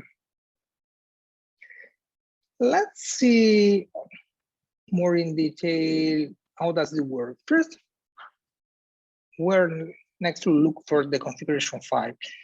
Nextflow, every time that you run the command line tool, the Nextflow command line tool, look for the Nextflow config in the current directory from where you are launching. Also into directory where the Nextflow script is, if it is a separate directory, because it can be the Nextflow script can be also not in the current directory, but can be somewhere else. And so try to find these files where the main script is located, and also the home path, home.nextflow/config. You find one word this configuration file, merge all together, and create a single configuration file. You can also assess the content of the configuration with .nextflow config, tell you what's the configuration that you have at this point. And this came from this Nextflow configuration that we have this part actually. There it is. Oh, Nextflow config. What's the content of this file? Well, by legal term, you can contain any key value that use this syntax. So, or said in another manner, also the configuration is a Nextflow script that allow you to define attributes that you can use that into the pipeline. The basic syntax can be something like this, which you have a key and you associate a value. And we are using the same syntax that we are using the Nextflow script, meaning that each of these key, each of these variable, but practically can have a type of values. So can be numeral, boolean, string, or any other data structure. So we continue to use the same syntax rule for the string with the single quote, double quote, can have variables that are interpolated. In this case, it's this one. And we can access the host environment variable like we were doing to the script. So let's try and fly this. And then I can try to run Nextflow config. And you will see that if I try and run config, it shows you the configuration now that is resolved. So this property one become hello world as usual. That and $path become the real path because it's the path that I have in my computer. But this is just the beginning. You can use comment like Nextflow script, there is no difference. And there are different scopes. It's just a way to group parameter or option that belong to the same category with a prefix. There are two different syntax, but they do exactly the same thing. So you can use dot notation to say that X and Y belong to the same category, or curly bracket notation to group together these two attributes into the beta category. The important thing that there are predefined scopes for Nextflow configuration, and that the most common one is the params. Like you can define parameter into Nextflow script, you can also create parameters into Nextflow configuration. And why you should do this? Well, because this can be useful to consolidate. Usually pipelines can have a lot of parameters, not just 1, 2, 3. And in this way, instead of having to specify maybe dozen parameters with the command line, you can create a configuration file with all the parameters that you want to use for the run in the pipeline. And so a question can be, but if I can specify the parameter in the command line, in the configuration, in the script, which is the rule to resolve this parameter? Well, yeah, it's not so complicated. Basically, the one into the script are the one that are supposed to be the default if nothing else is specified. Then came the one into the configuration file, and finally, topmost priority is the one in the command line. So let's make an example to clarify a bit more. Let's say that in the usual playground IoT script, just printing one bar. Okay, this is not clear. I don't know why. It is clearly print hello world. But as long as I take this configuration and I put in my Nextflow config in this path and run it again, now this becomes Visual Lemon. And finally, I say that I can override any parameter with a command line option. And this, now this parameter override both of them, and so the final script write this. So yeah, you have three different levels to control the parameter in your pipeline. And yes, the configuration is the one supposed to be to contain the all the parameters for a specific instance or execution in your pipeline, and you can still refine the execution from the command line to override also the one into the configuration file.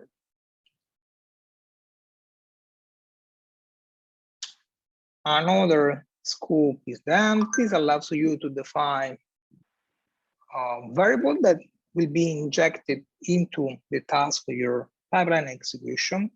This is useful because this way, with a single file, you can control different aspects of the pipeline execution, not just the parameters, but also the environment variable. This is useful because usually it might happen that some environment may need some environment variable and some other environment does not need. With a single file, you can control different execution environment for the same pipeline. Another scope is the one that we were mentioning before, the process. So like I can put this directive into the process, into my pipeline script, I can also suggest it to put them into the pipeline, into the pipeline configuration file. So we come back to what I was mentioning before. The only difference, this sounds similar to what we were doing before, that I have a process, not the difference. In this case, the process has a name. I can say CPU2 and then execute a command that does something with CPUs, tasks, CPUs. The difference is that when we put this into the configuration file, of course, there is no name because this is applied to all the processes. And also, there's a slight different syntax. Here, I have to use an equal sign to tell that CPUs takes 10 CPUs. What happens if I put this value both in the configuration and the process?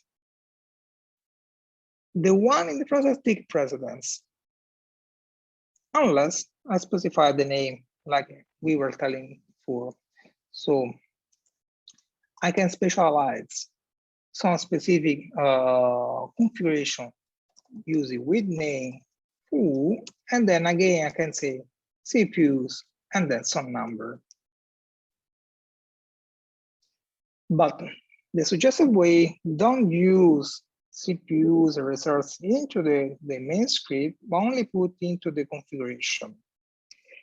And so we come back to the point how to organize different resources for different processes, or with the name, or with the label. So like before, I can say label big task.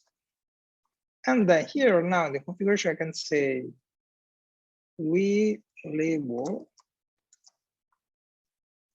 big task. And then I can specify all the resources that are needed by the task with this annotation.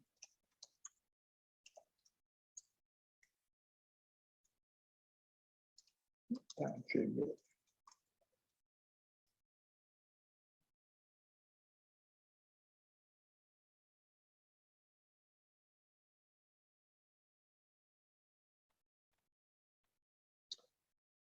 And okay, this allows me to control the resources. What's interestingly, I can even define, this case I'm showing memory, but any directive can be declared using a dynamic rule that is always using this curly bracket notation. And basically, when I'm doing this, not the difference. This is just a grouping because there is not equal. Here I'm assigned, so this is a dynamic evaluation on this rule. And basically here the memory will be 4 GB multiplied the number of CPU the task use.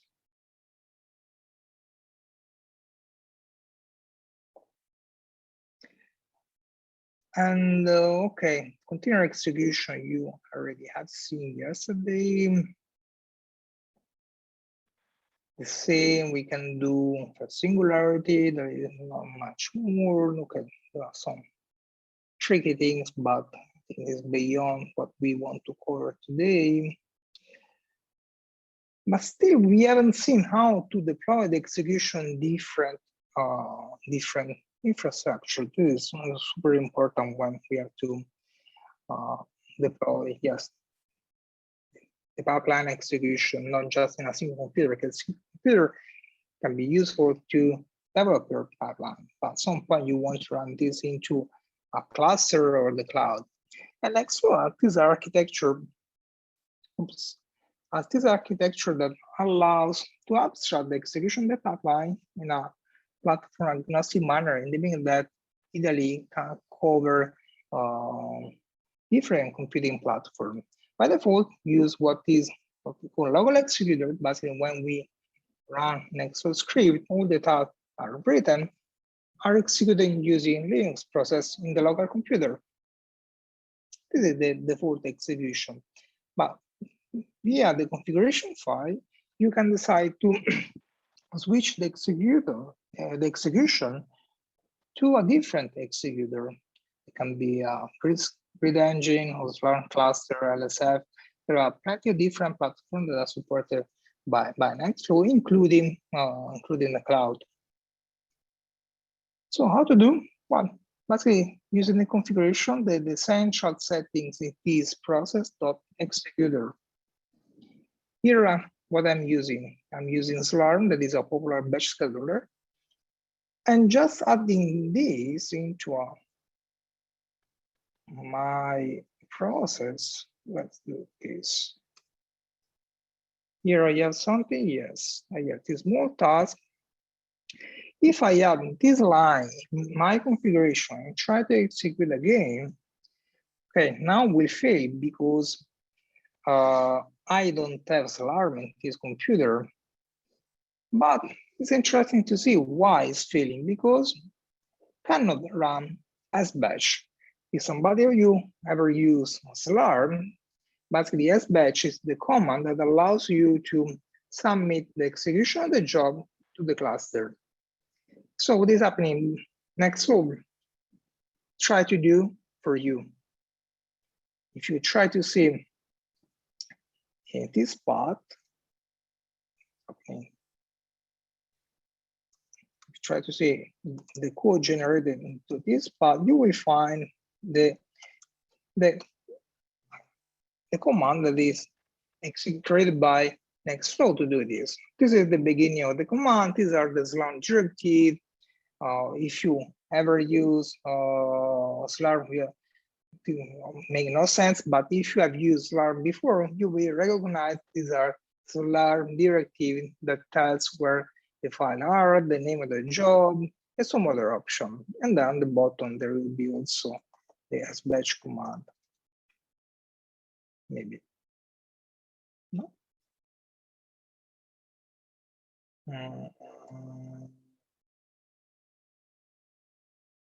It should be. Oh, okay. It's not. Oh no. Aws Batch command is launched by Nextflow directory is not here. So to summarize, process.executor is the configuration that allows you to declare the platform in which you want to run this program, this pipeline. How many there are this platform? A lot. This you can see into the executor. There are plenty of different platforms like LSF, SG, PBS, MOAB, etc. Each of them with a different ID. But okay, this is not the point. And coming back here,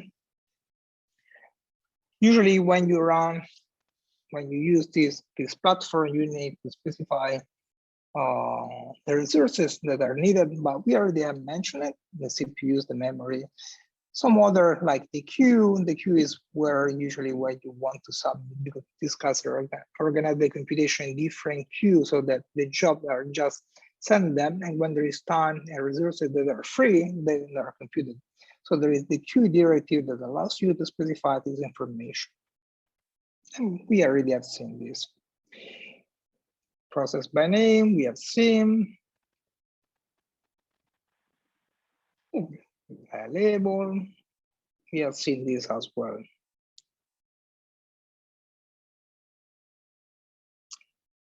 But in this example, is showing how to use learn and then organize the task map pipeline with short and long that are supposed to be two different queue or partition taking different resources. And the same is possible to do with the container. And if there was also another concept that there is in Nextflow configuration is quite powerful to organize the configuration different profile. And what is it? Just a way to categorize a full configuration in different group. And then this can be referenced from the command line to switch from one environment to another. And this is super useful to have a central configuration for many different environments. And this is something that NF Core bring to the extreme, meaning that they are really a lot of configuration that allows you to run your pipeline battery everywhere. I think Maxime is going to show you a bit more in details, but the concept is very easy. You can keep together, for example, the standard configuration is the one that is used if nothing else is specified. Here you are saying that you want to run the execution locally using this parameter.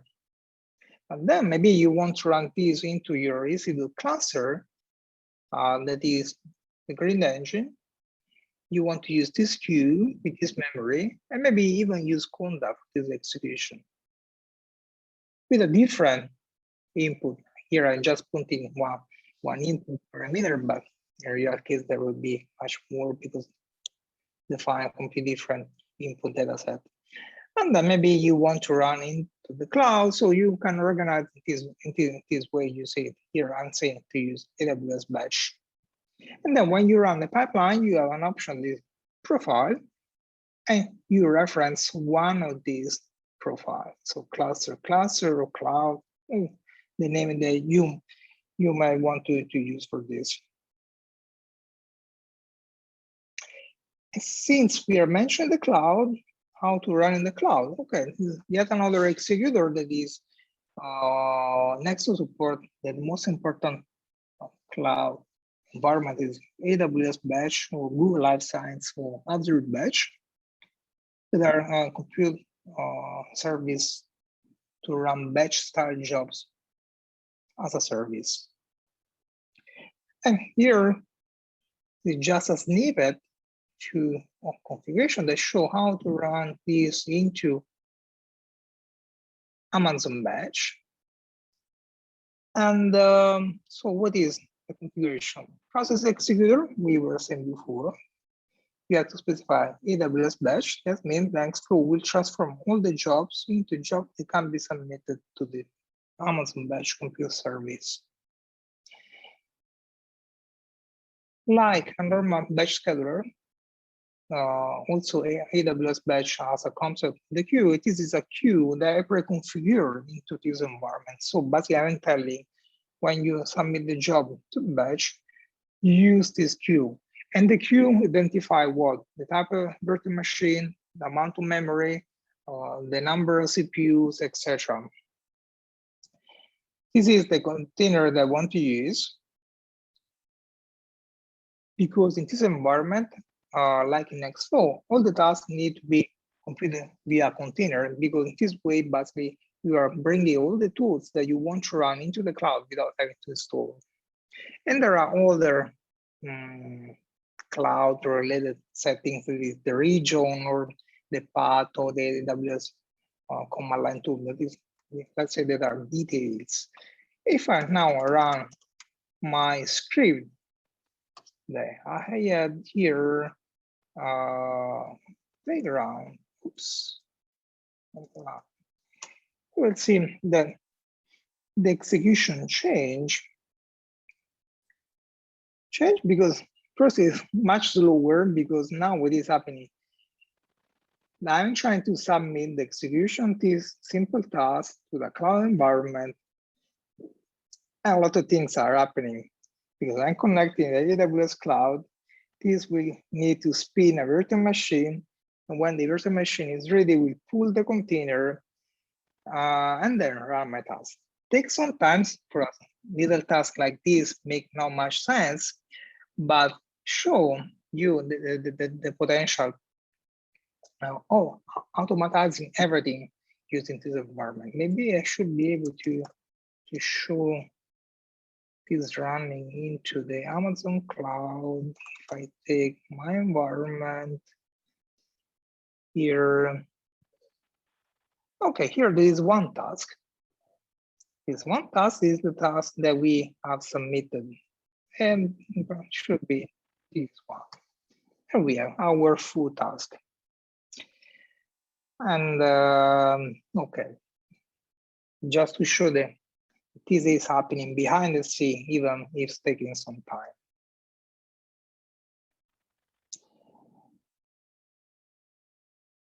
And okay, Can I ask a question? Yeah. How would you specify, for example, multiple containers if you would submit it with AWS Batch? Now there's one container? No, we can specify a different, like we do in Nextflow, Nextflow task. So basically exactly the same manner how was mentioning here when we organize the process configuration or with different name or different label. For example, here I could have specified AWS batch, and then all the tasks that have the label short, I could have specified container something.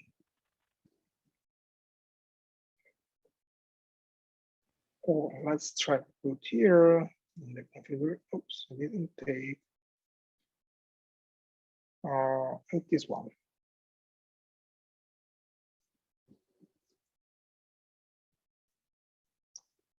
So if my configuration has two different labels, here I could say the tasks that have the label short, we use the container, I don't know, Ubuntu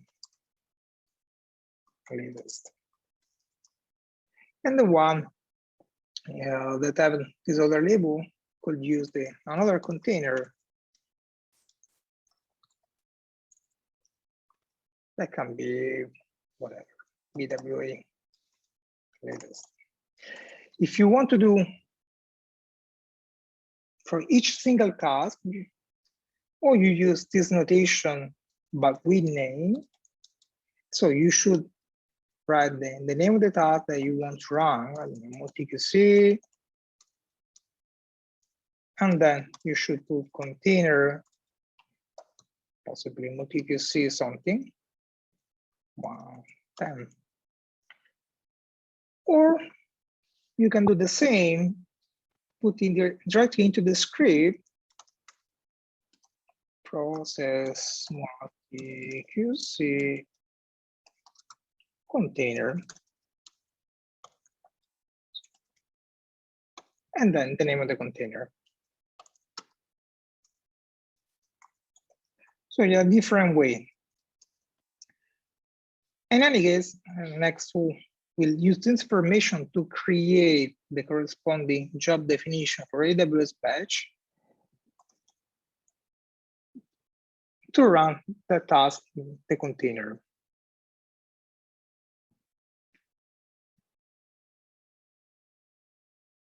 Okay. Great, thanks. Okay.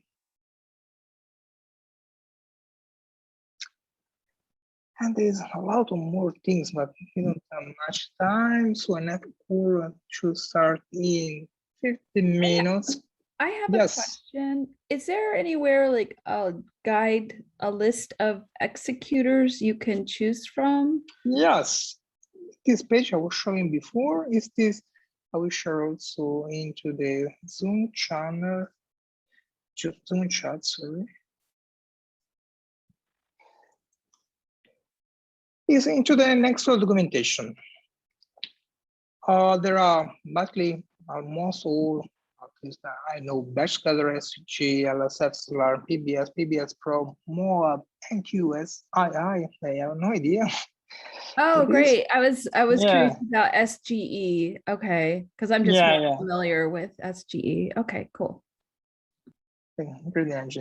And then more cloud-oriented Kubernetes, the AWS batch, Azure batch, Google Life Science, and then some experimental, that is Global Alliance, Task Executor.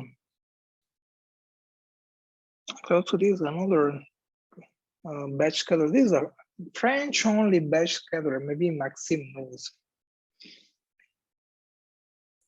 Yes, I know about this one, but it's not widely used. Yeah, so only in France, not because it's a French consortium. Yes. That's for is it for controlled data to keep it like secure, like the GA4GH? No, I think it's just like a regular scheduler, but like very specific. I think they have like some specific license or stuff like that. Okay, thanks. Excellent. And yeah, I think we can stop here with Nextflow.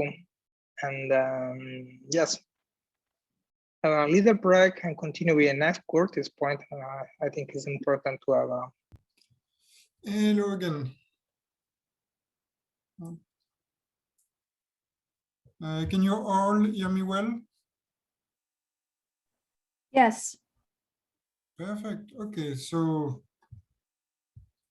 maybe I'll wait just a couple of, no, maybe I can just start actually. Okay, let's start. So my name is Maxime Garcia, and I will be presenting NF Core. So we are tightly tied with Nextflow, but we are a completely disconnected project. And we are a community effort to collect analysis pipelines that are built using Nextflow. So what you also earlier with Nextflow is how to build a pipeline. And here what I will explain is more what we already built and how to actually use what we have done, and how also to contribute, and how to make pipeline our way. So we are, so basically what we propose to people will be like, we have different aims depending on who you are and what you want. For facility, what we propose is already pipelines that are already highly optimized, that are ready to use, and that are validated. So it's they are reproducible.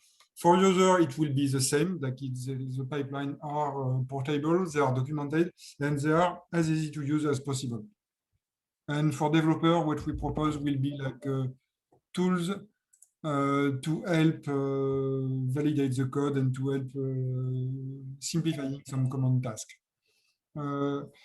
A lot of different community. So we started that with NGI Sweden, which is the team where I'm sitting half the time. So we are a sequencing platform in Sweden where we do a lot of sequencing. I think the main stuff that we do is RNA sequencing, and yes, these are RNA projects, sample. Yes, so we do a lot of RNA sequencing, other kind of sequencing as well.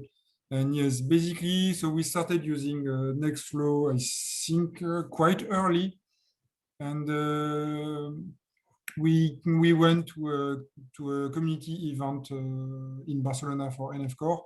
And we discussed with other people, and that's how we decided to put our pipeline in common so that it will be a greater benefit to the community. So we have a lot of different organizations that are part of NF Core. So NGI, that's us. Cubic will be like the other institute that was with us from the beginning. And then other institutes, including the CRIC, including, of course, the CRG, which is where Paolo started everything, the Genome Institute of Singapore, and so on and so on and so on. At the moment, I think we are mainly, yes, we are a lot based in Europe, some in the US, some in Asia, a bit in Australia. We do like some like community in South America or in Africa, but hopefully we're getting there. Okay, so now let's talk about the pipelines. So we are working on several pipelines, and basically we have one credo, which is one pipeline for one type of data type or one type of analysis. So for example, if you're looking for just some RNA-seq analysis, you will be able to use the RNA-seq pipeline. Okay. So at the moment, we have like 32 pipelines that are released. We have 14 pipelines that are under development, and 6 pipelines have been archived because either they are no longer relevant or they've been replaced by other pipelines. That will be our pipeline. Okay. We, as a community, we have...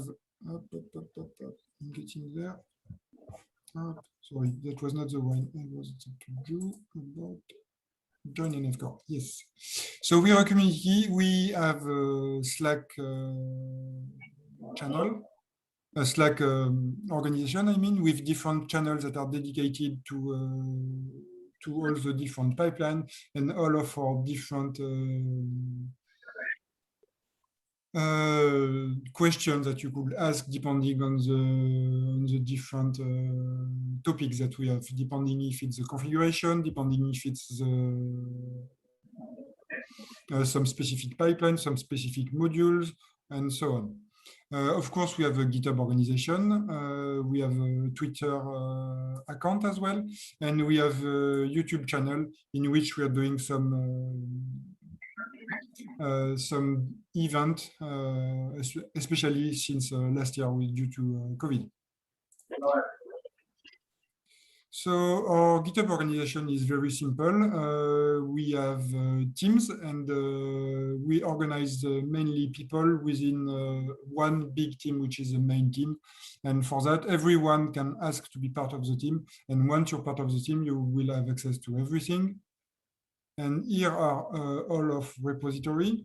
So if we look at a specific repository, let's say I want to look at the RNA-seq pipeline, which is there. So we have our simple repository, which is there, which contains everything. We have a README file that give an explanation towards the pipeline. A summary that explains what the pipeline is, how the pipeline is working, what the pipeline is doing, and then explanation about how to start the pipeline. So as you can see here, like download the pipeline and test it at the minimal dataset with a single command. So I can actually test that pipeline on a minimal dataset that we already built in and that we provide for everyone to use. So if I were to run this command, Nextflow run NF Core RNA-seq manage profile test, and I specify the profile Docker because I want it to be run using Docker. If I do that, it will just run that way. Oh, okay, I need to specify a version because I just run it before on my own computer. Otherwise, it will use the latest version on the main branch of the repository. So if I launch the pipeline, it launches itself. We can see that there is like already some information from the pipeline. What are the basic options that we provide? What is the input file? What are our reference genome option and other option? And here we only display the options that differ from the default option. So here the pipeline should be running. Yes, so we can see like here the pipeline is running. We have all of the processes that are on their way. And I will leave that on the side. So as you can see, even without like using anything that we already developed, you can already use any Nextflow pipeline. At NFCore, what we do provide are just like Nextflow pipelines that are ready to use for everyone. But to have this Nextflow pipeline ready to use for everyone, we are we are going, I think, the extra way. We are doing like we are getting a bit like a bit too far on some stuff, but I think it's very important because for us it simplifies the way that the way that the pipeline are working, and it improves the quality of the pipeline. So the way we organize most of the stuff will be with config file. Here we have like the config file that explain all of the different parameters for the pipeline. So that's quite huge. Here, what we are doing as well, like here, we are loading some specific config files that will define like other things that I will just show you that way already, because that way it will be much simpler to understand. So here I'm loading in the config, here I'm loading the base config file, which basically will look at all of the different processes and with the specific labels that we already designed, and will give out which CPU memory or time requirement makes more sense for them. So this will be really like by default, and that can always be improved on your own cluster. So here, because it's a DSL2 pipeline, we have many modules. So here on the module.config file, we have configuration for every module, which can give out, for example, specific argument from the module that will differ from the default setting of the module, where to publish the file, and so on. Let's go back to the configuration. And here, what are we doing here is here we are loading a custom profile for different institutions. This is something that is very powerful that we developed at NFCore. And basically our idea is that we want the pipeline to be able to be shared easily.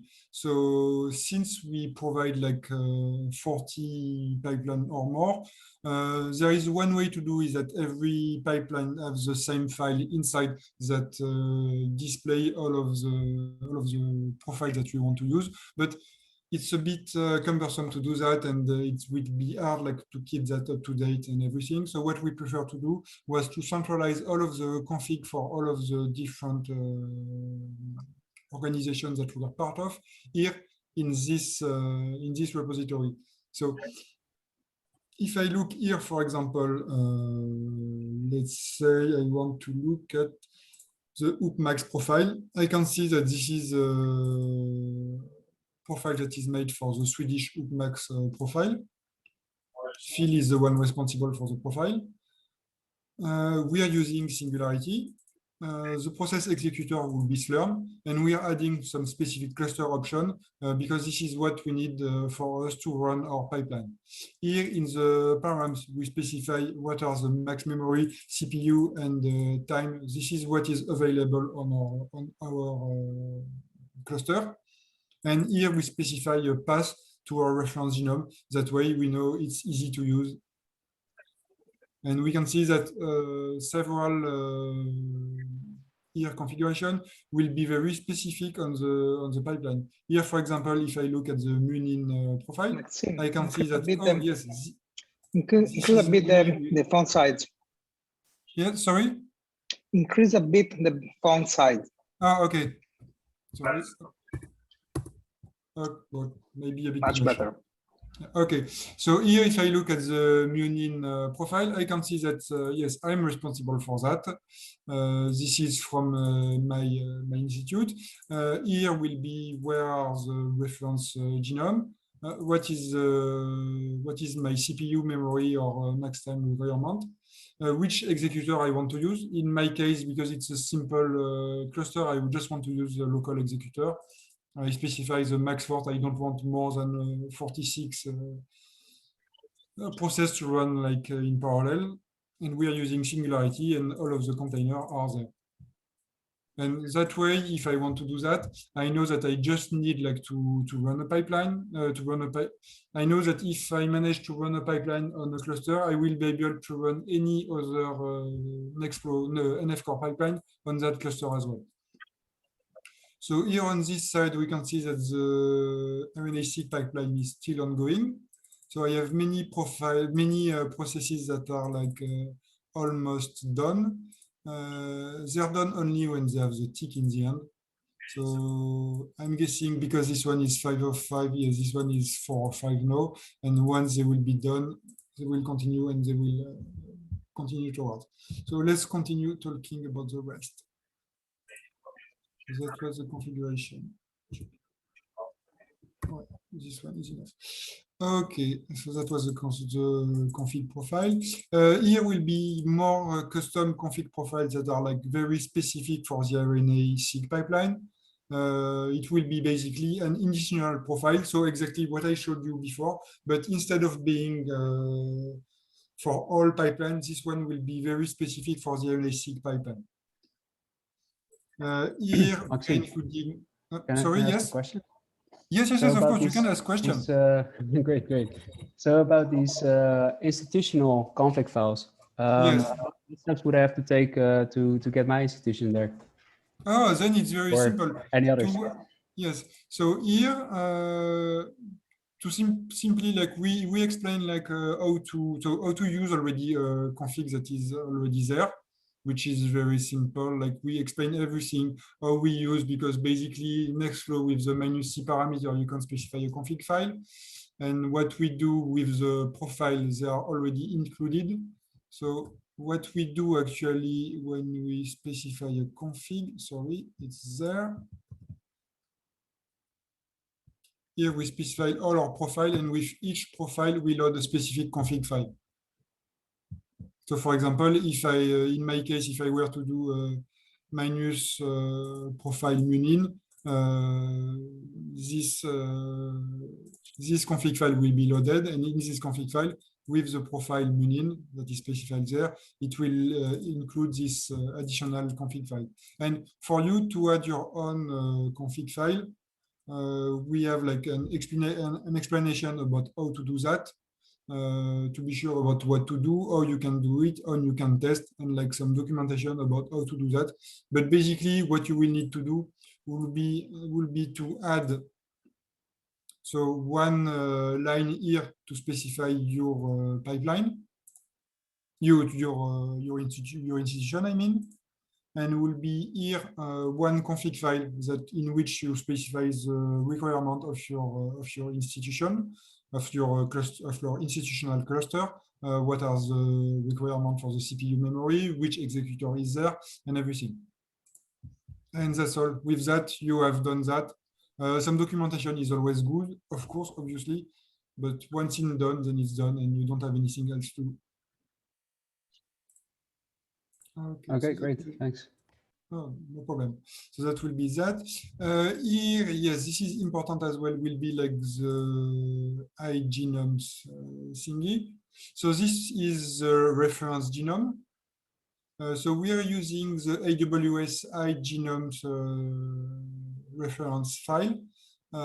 So it's a resource that Illumina is helping to do. And yes, so we store data there, and this is all the data that you can use then for your pipeline. And that way, it if like everyone use the same reference, then you ensure that your if you use the same pipeline with the same container which have the same tool version, if you use the same reference, then you know that using the same sample, you will get the same result. And this is what we want. We want reproducibility. So this is very important for us. I mean, for us as a platform, we want to be sure that our tests are our analysis and our sequencing is of good quality and is reproducible. But it's also good for research people, because I'm pretty sure that you want your analysis research to be reproducible as well. So for me, really, like the reproducibility will be like a key concept, and sharing reference genome is really like something that is important for us. So that will be there. Here we have all the default pipelines that we specify in the already in within NF Core. So I used for my tests to use Docker configure the Docker profile, which basically enable Docker and disable every other container engine. And here we can use by default several containers.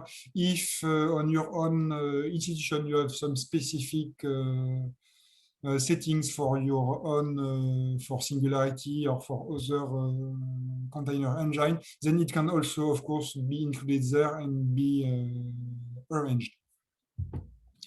Here, finally, specification for the test profile, which I will go through already. Right now. So,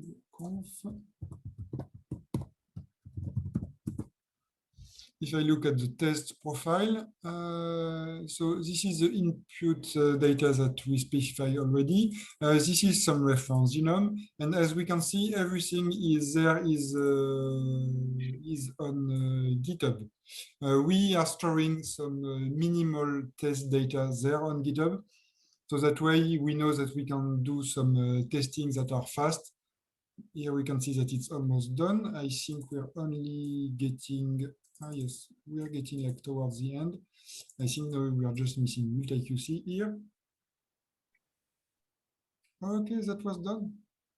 So this is this was the RNA-seq pipeline with the test data, and it was done. It ran like into a lot of processes. So yes, it took like 12 minutes, but it ran like smoothly. So here, this is what we specify. We have an input data which is as minimal as possible, and we have reference genome which are as small as possible. And all we use this test data to in our CI. So since we are hosted on GitHub, we use GitHub Action for our CI. And when we launch the CI, what we do will be like run the pipeline with the test profile and using the Docker container engine. And here, what we can do as well will be like to run pipeline with some specific additional parameters, because we want to be able to test like different possibility in our CI. And this, so as we can see in this pipeline, we have many CI testing, which is good. Okay, that would be like just to run the pipeline and just what we do regularly. So what we do with this CI is that whenever you're doing a pull request, for example, here there is a pull request ongoing, and here we can see in the checks that we have some tests that are ongoing, and we can see that this test has failed. So if this test has failed, maybe there is a specific reason for that. So we should be able like to check that out, figure if there is an issue, what is the issue, and so on, and fix everything, which is good for us for the quality of the pipeline. We want to be sure that the pipeline is working at every time. And what we are doing also as well is that whenever we do a release, so for example, here we did a release on June 18, we have some specific data. Yes, sorry, what is that? Yes, you have a question, Geert? Yeah. So a small question. So for such an extensive CI, that's for all your Nextflow pipelines. Yes, we do that for all our Nextflow pipeline. Okay, thanks. So here for the like this is the test data, which is what we call full size. It's no longer a minimal size pipeline, and we are using the regular size genome as well. And we got some grants from AWS, which allow us to actually do some testing. And what we are doing here is that we have all our results from AWS.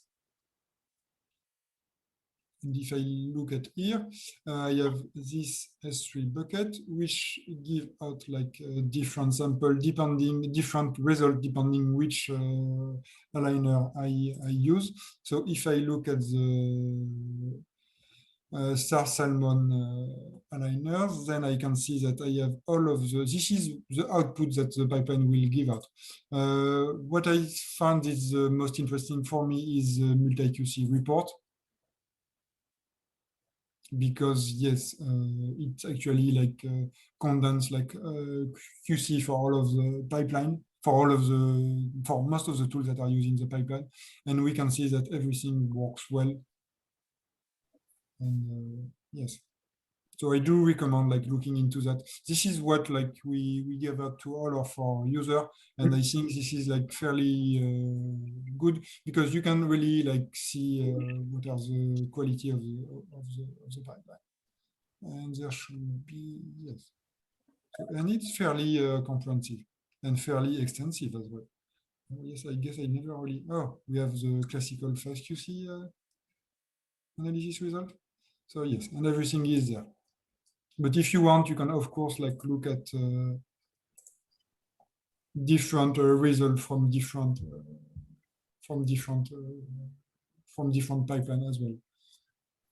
So here we are on the NF Core website, and if I look here at the if I was on GitHub like I was here, I have here a markdown file that is displayed actually here also on our website.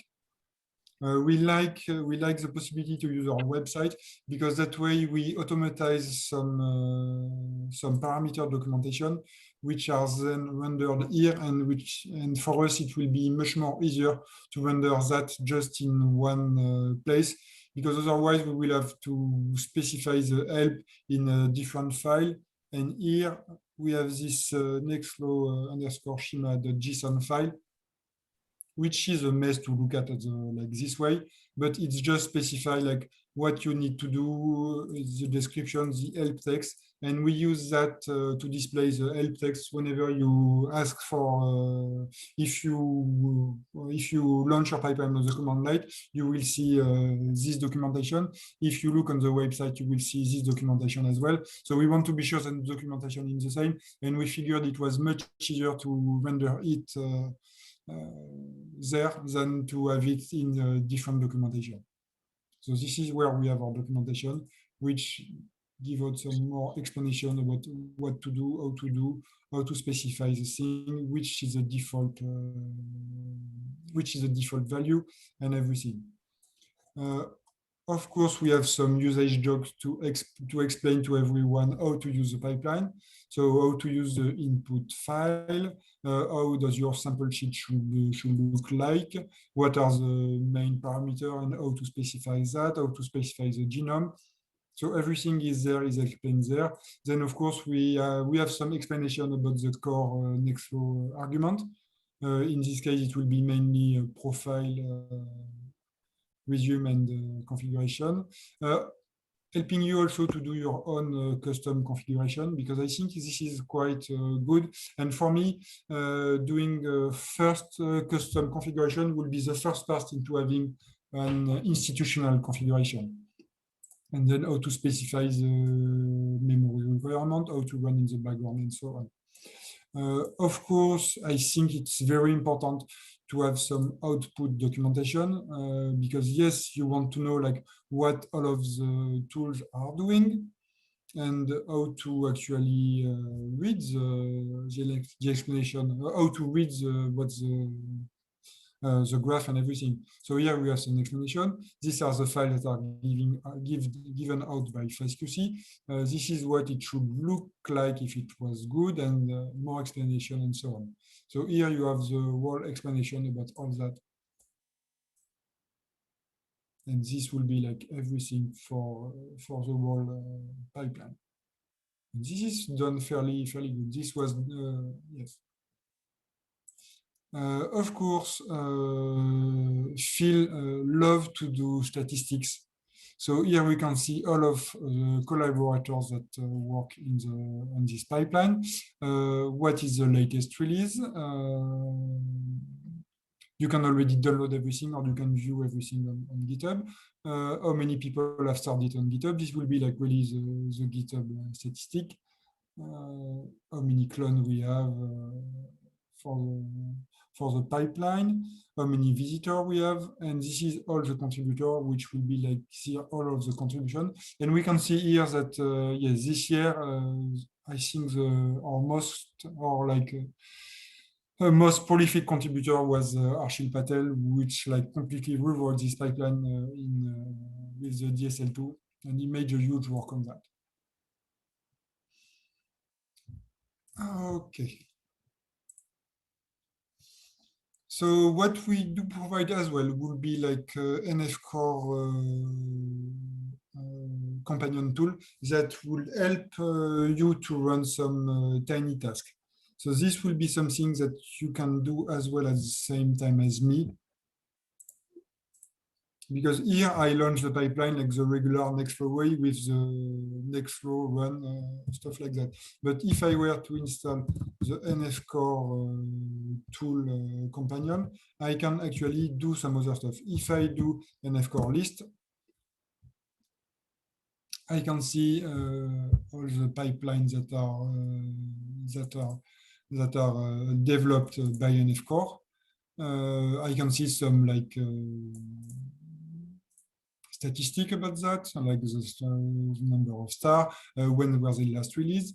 Here in this case, I can see when I last pulled like specific pipeline. So here on my computer, I only use the UNHC pipeline, the Sarek pipeline, and the Eager pipeline. I can see if I have the latest release or not.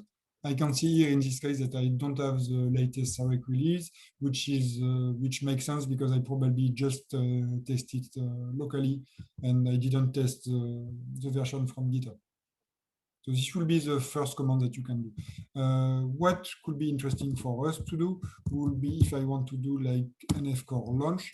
And for example, let's say I want to launch the RNA-seq pipeline. So what I do is I do the same. I do NF Core launch RNA-seq pipeline. If I can specify a specific release, so in our case, of course, I want to use the 3.2 release. Do I want to do it on the command line or web-based?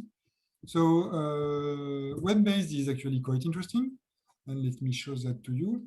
Here, it directly launched me like a window on the NF Core website that is directly tied to Nextflow Tower and then can help me to launch the pipeline. So here I can specify if I want a name for the pipeline.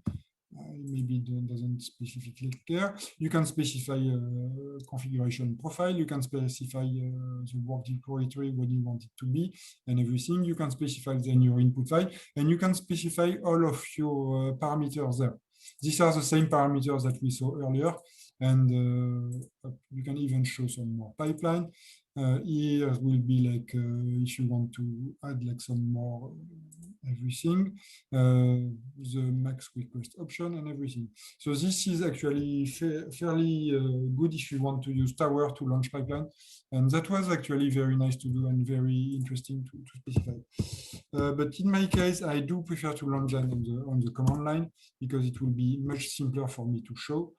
I don't want to specify any of that. Oh, wait, maybe I should. Okay, let's start again.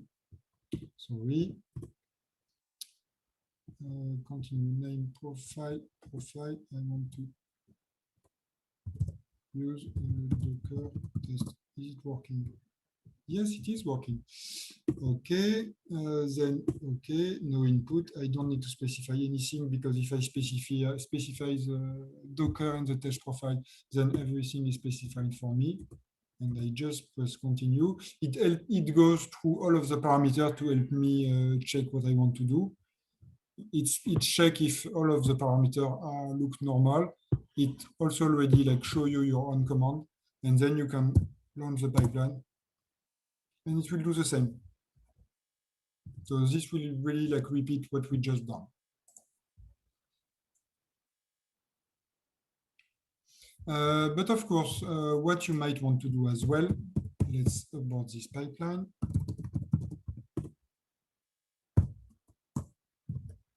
You might want to download the pipeline for some offline usage. I know that in my case, I often work on a secure cluster because I'm processing a lot of human data, and in this setting, we really want to remove. Okay. We would really want to use a specific cluster which is completely locked out from the outside world. So what you want to do in that case to download the pipeline, we will want to use the nfcore download command, and we want to download the RNA-seq pipeline. And here, if I just specify that, it still asks me again to specify like if I want a specific release, if I want to download some container, and here in this case, I want to use the specific container. Do I have a singularity cache for shared singularity image download folder? In this case, I don't have that, so I specify no, but otherwise, if you have that, is good. Do you want some compression as well? And then here I specify no, but you can specify yes, of course. And here I can see that everything is getting downloaded. The RNA-seq pipeline is a DSL2 pipeline. So for every process, we use a separate container. And it's all downloading at the moment. And I have 29 containers to download. 4 of them are downloaded in parallel at the time. You can specify if you want more to be downloaded or less, but this will be really like what you want. It will really depend on what you want to do and how you want to do it. I think the last command that will be interesting to see for really user of pipeline will be nfcore licenses, which just lists the software licenses in the pipeline. So let's kill this one as well. And if I do nfcore licenses, seq. There was no, it's not working anymore, of course. So let's do that for another pipeline. If I check the eager pipeline, here we're looking at the license information for all of the tools that were in the eager pipeline.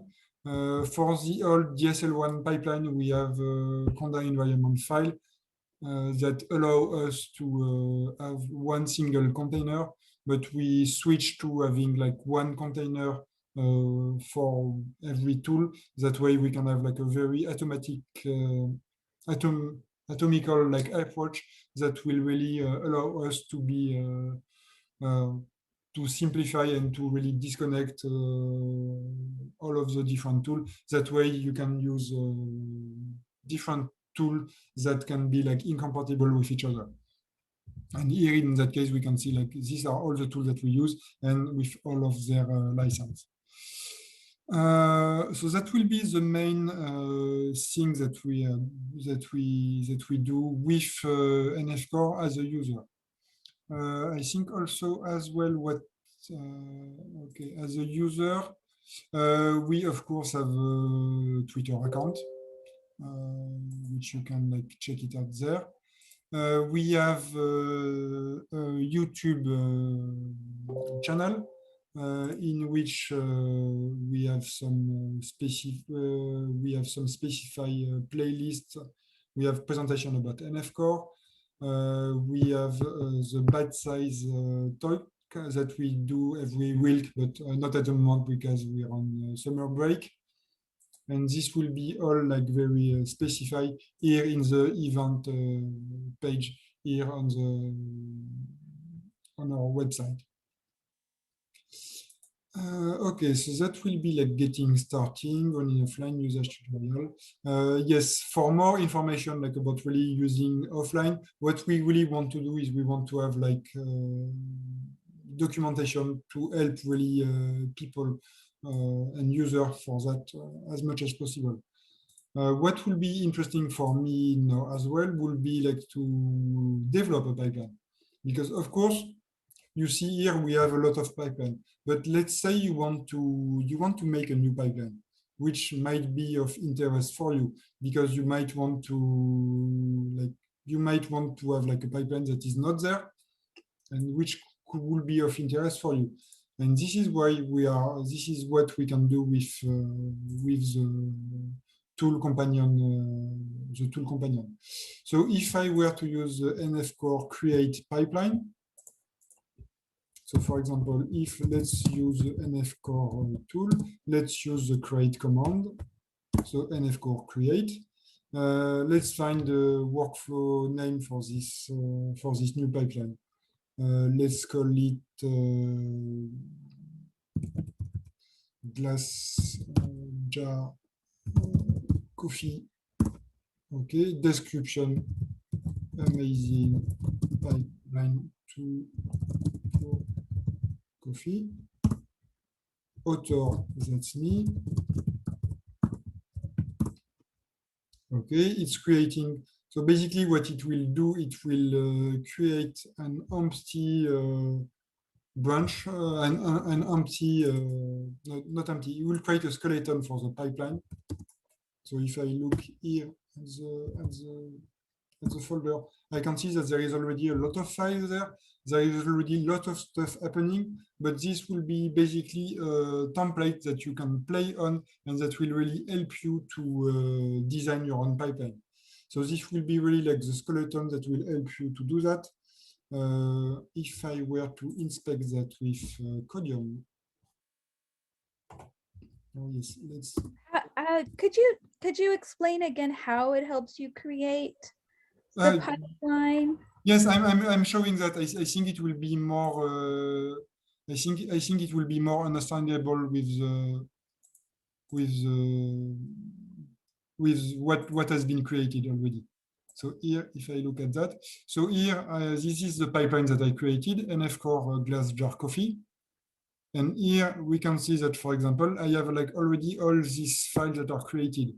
This will be really like, for example, I have a README file which is already created. There is already a logo. Already all of the buttons here are made and are ready to use. We have a quick pipeline summary with some like a minimum amount of tool. We specify like FastQC and multi-QC because most of the pipeline are using that. And then we have documentation that is already there, which is for the usage, and this is the basic documentation. The rest you will have to do that by your hand, but then all of the configuration is already prepared for you. So, which is quite powerful because you don't have to take care of that anymore when you start your pipeline. Here, it's specified also, because this is a DSL2 pipeline, it specifies which module you are already installed and with which version. So let's look at the module. This is an important part as well. Just one last digression before we go back to the pipeline. So if I look at the module here, this will be a repository that was created. I think we created when the DSL2 was starting, and this is where we are storing all our modules. And this will help us to really install and use the module within a pipeline. So here we can see that, for example, here we have module. For example, if I were to look at, let's say, BWA index, here I have the main process, which specify the command line to use the pipeline, and which specify also which container I want to use. We are using the containers that are built by biocontainers and that are stored on quay.io. And the Galaxy project is also hosting a Singularity image of this project. So if you are to use Docker, you can use the Docker containers that are stored in quay.io. If you want to use the Singularity container, you can either use directly download the Singularity containers that are on Galaxy, or you can use Singularity to convert the Docker container into Singularity. And of course, you can use Bioconda you can use Conda to install just this particular version for this particular tool. We have some main function here that are to help us take care of some extra data and stuff like that. And here we have some metadata about the tool, what we expect as an output, what we expect as an input, and who are the author for this tool. So if I were to look again at this pipeline, so yes, and here we can see that each pipeline, each module there has a specified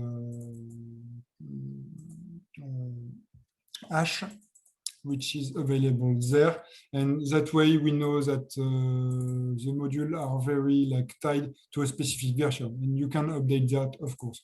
Here, if I look at the main file, I can see that the main file is already populated with a basic skeleton, which would really help you to take care of your pipeline. So the DSL2 syntax is a bit different, so which is why we have everything separated into sub-workflow that are here, into workflows that are here as well, and everything is organized there. We also already pre-made some CI for you. That way it's easier to be done. All the configuration is already pre-made and is organized there. So basically what it will help you to do, it will really help you to kickstart your pipeline and to have your pipeline with already a good skeleton. I agree that it might be a bit too complicated at the beginning, but we are a community which is quite communicative, and if you have any issue with anything, we are ready to reply and to help any people on Slack and on Twitter, on mail or whatever. What we are doing as well, yes, you have another question, Yert? Yeah. So let's say if you don't want, if you're not aiming to commit to NF core, but you do want to develop a Nextflow pipeline, would you suggest also to use this format? Yes, of course. So that was my next point. Actually, so we just saw the NF core create command. The next command that is interesting will be the NF core lint command, which will check the pipeline code to see if everything is correspond to the NF core guidelines. So launching the pipeline, linting workflow. And if I were to look at it, I can see so let's try that on one of the pipelines that I'm working on at the moment. So let me, okay, I think this is big enough, yes. So here I'm working on the Sarek pipeline. So if I were to do NF core lint,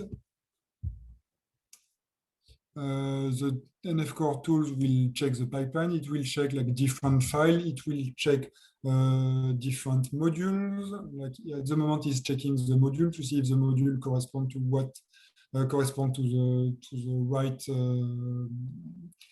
hash on GitHub. It will tell me if I can update some module, so it will tell me like as much information as possible. Here I can see that no tests have failed. I can see that I have like 204 tests that are like validated, and I can see that I have 15 test warning because I didn't specify some of the versions there. I left some to-do string, but I can see here as well that I ignore some tests. And this is what you can do with NF-Core nowadays. You can actually choose to ignore some of the tests you want. So basically, this will allow you to have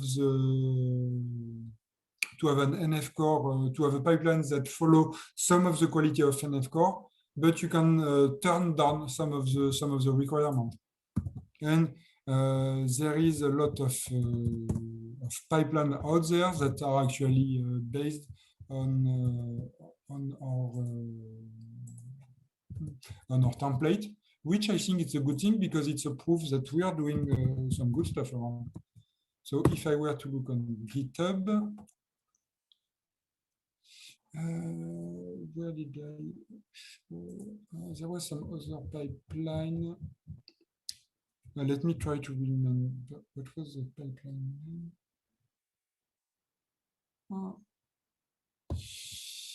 I know there was some of on GitLab. Yes.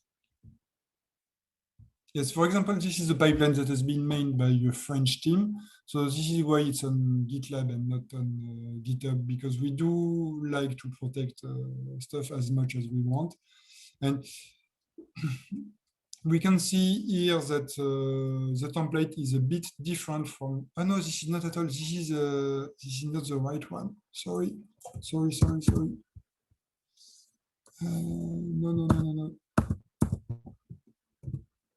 It's not the what I wanted to do. Yes, this is the one I wanted to check. Okay, so this is the Nextflow pipeline. The previous pipeline was a snake make pipeline, but still an interesting pipeline. So this is Pine Pleasant is made.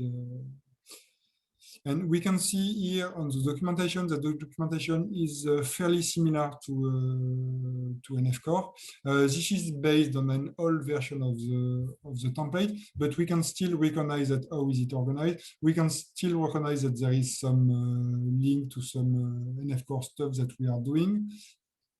And basically, yes, this is what you can do. You can build your own pipeline based on some NF-Core requirement, and but it doesn't have to be an NF-Core pipeline, which I guess for me is a good thing, because sometimes you want you have an NF-Core pipeline that does what you want, but you want, for example, to add like some specific tools that might not be best practice for the community at the time, but that might be related to some things that you already studied or some specific stuff that you are working on. And I think if you want to do that, then yes, you don't have to follow what we are doing at NF-Core. You don't have to follow the best practice or whatever. You can really do like your own stuff, and I encourage people to do their own stuff if they want to do their own stuff.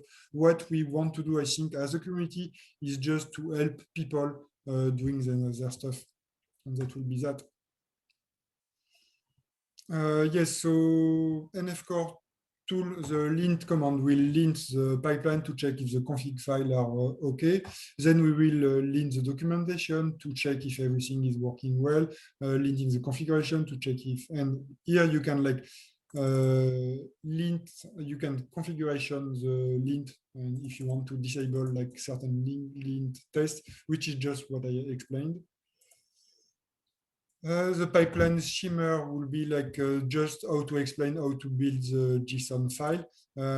We have helpers that will help you to do that.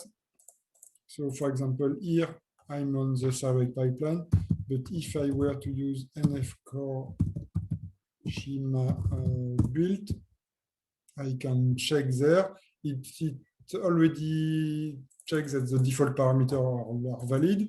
He checks that I already have a schema which is already there.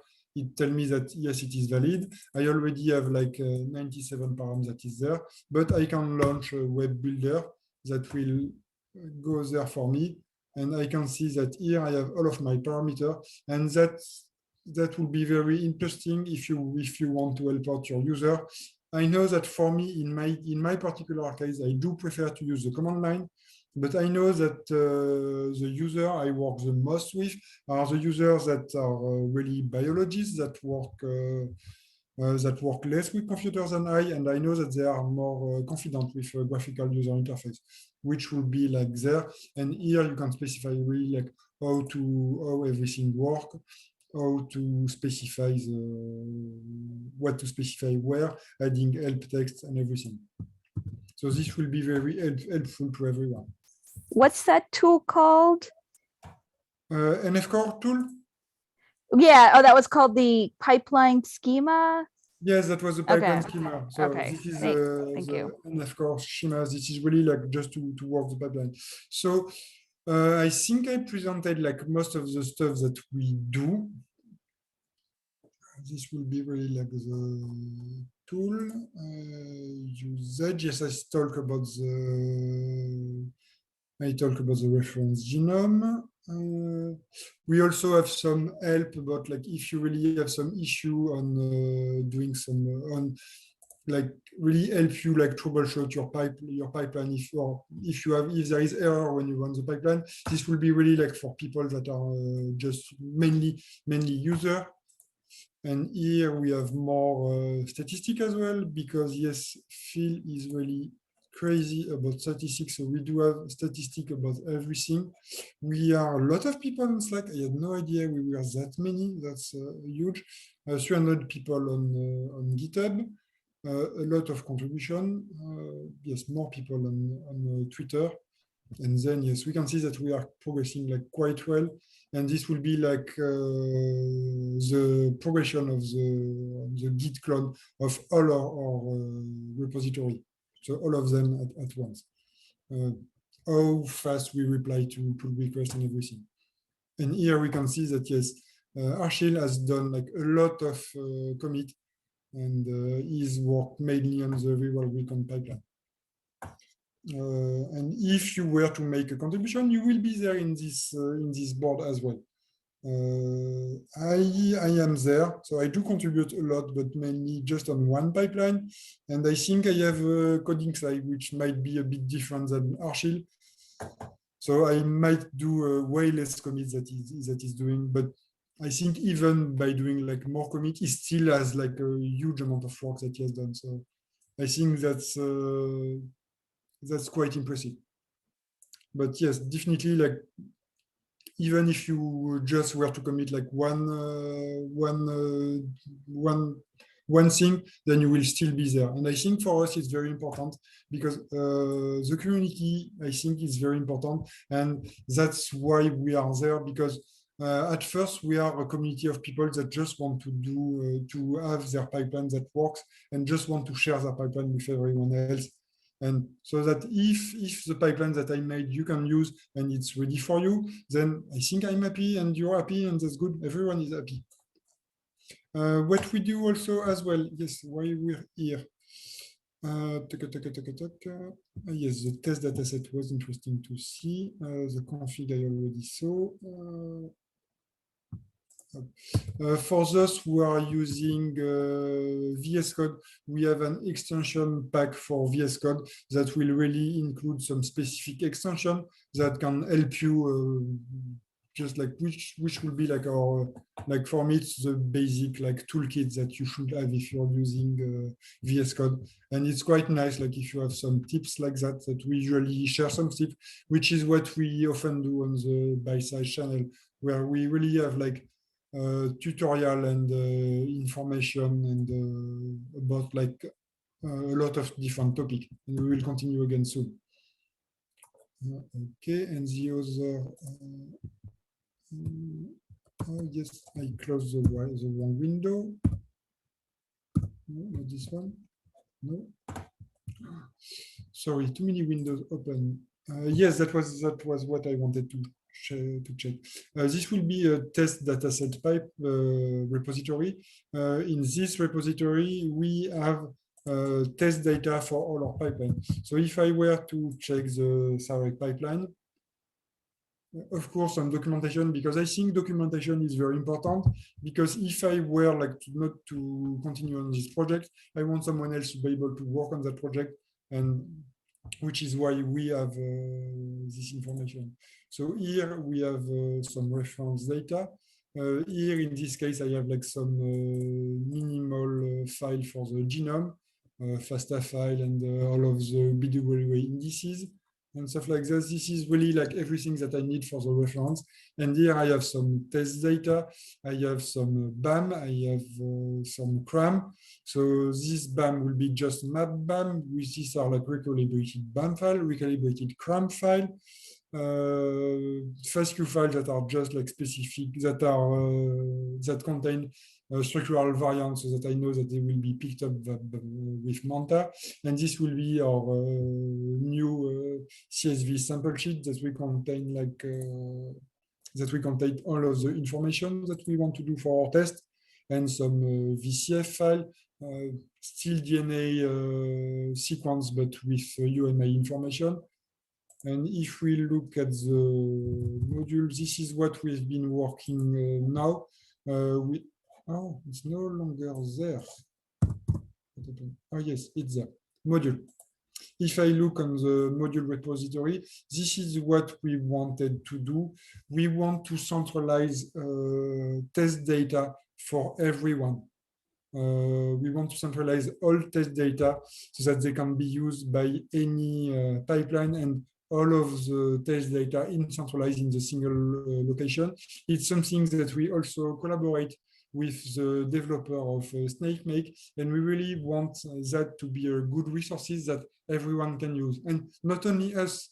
And I think this is, for me, that's the whole beauty of NF Core. We do work on stuff that are really specific for us, but some work that we are doing are getting back to the community. So not only our own community NF Core, but the main community.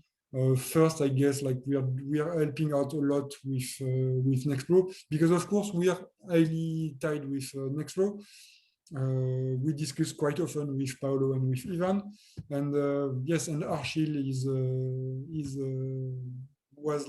a member of the core NF Core team, and is going to work even more closely with Paolo as well. And this, for example, this project will be something that will be going back to the community, but the greater community of people that are actually developing pipeline, and not only Nextflow pipeline, but also SnakeMake and other kind of pipeline, because this is just test data that you can use, and we just specify like how we did the test data, how we do that, and how it's organized, what are the name and everything, and how it's organized. So this is really there.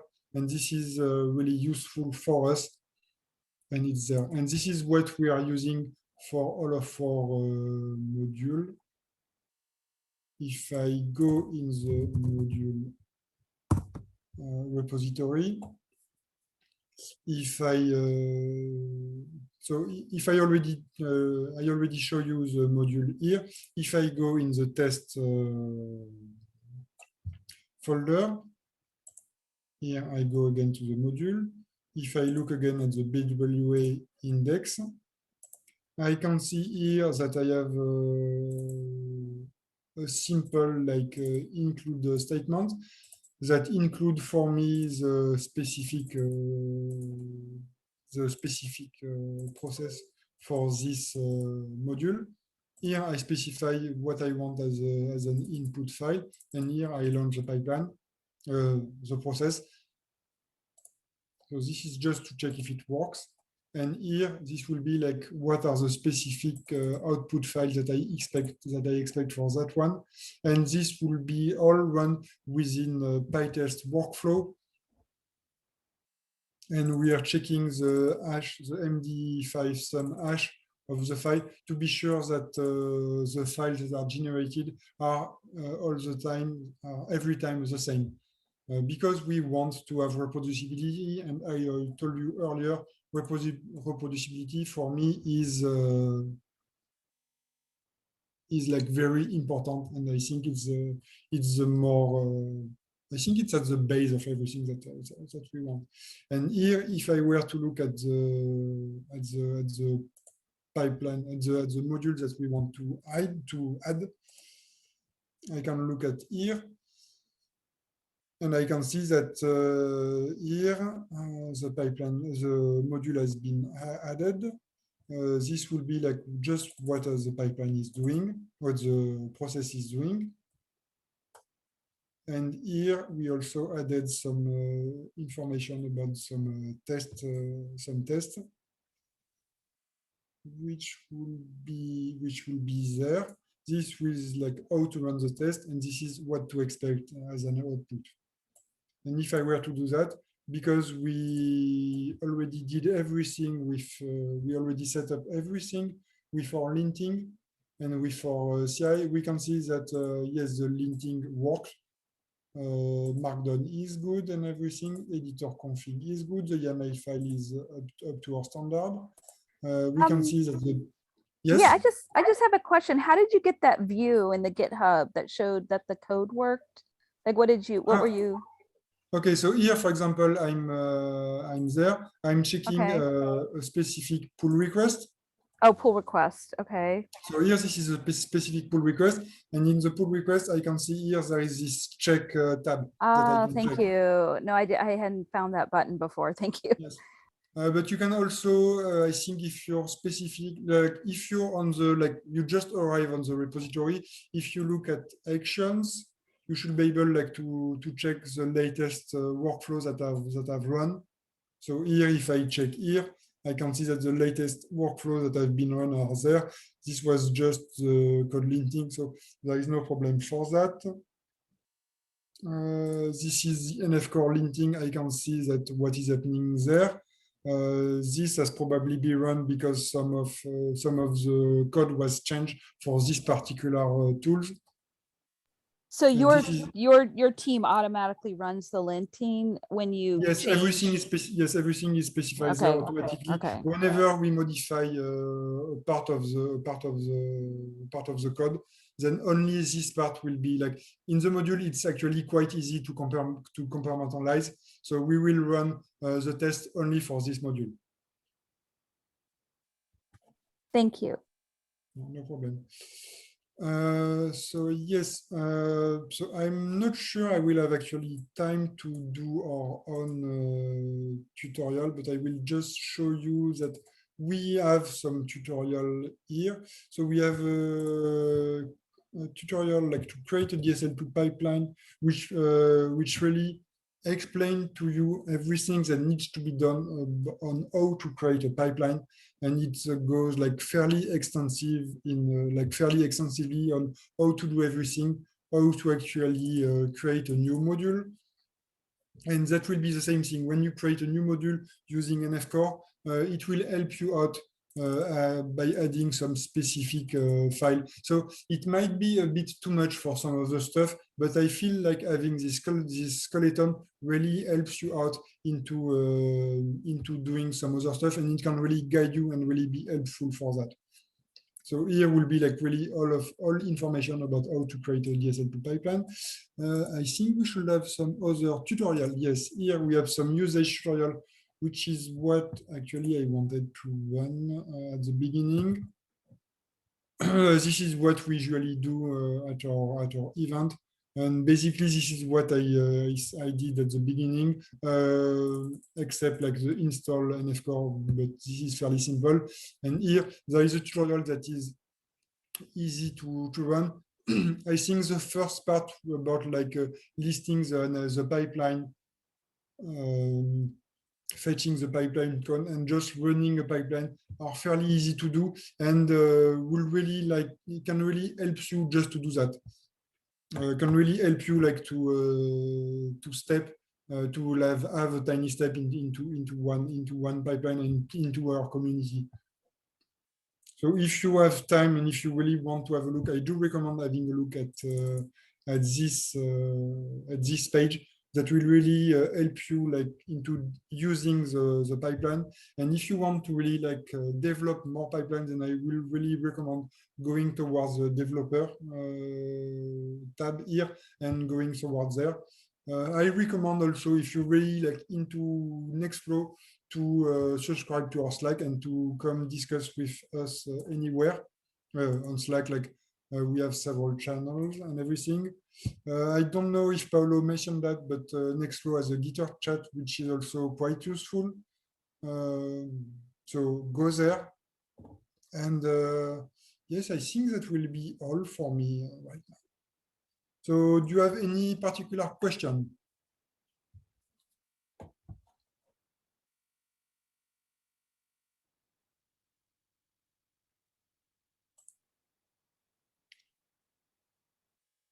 Okay, so I don't think there is any question. Oh, sorry.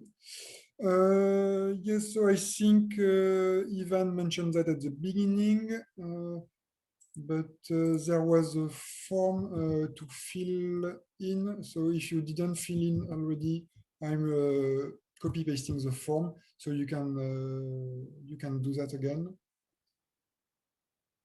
And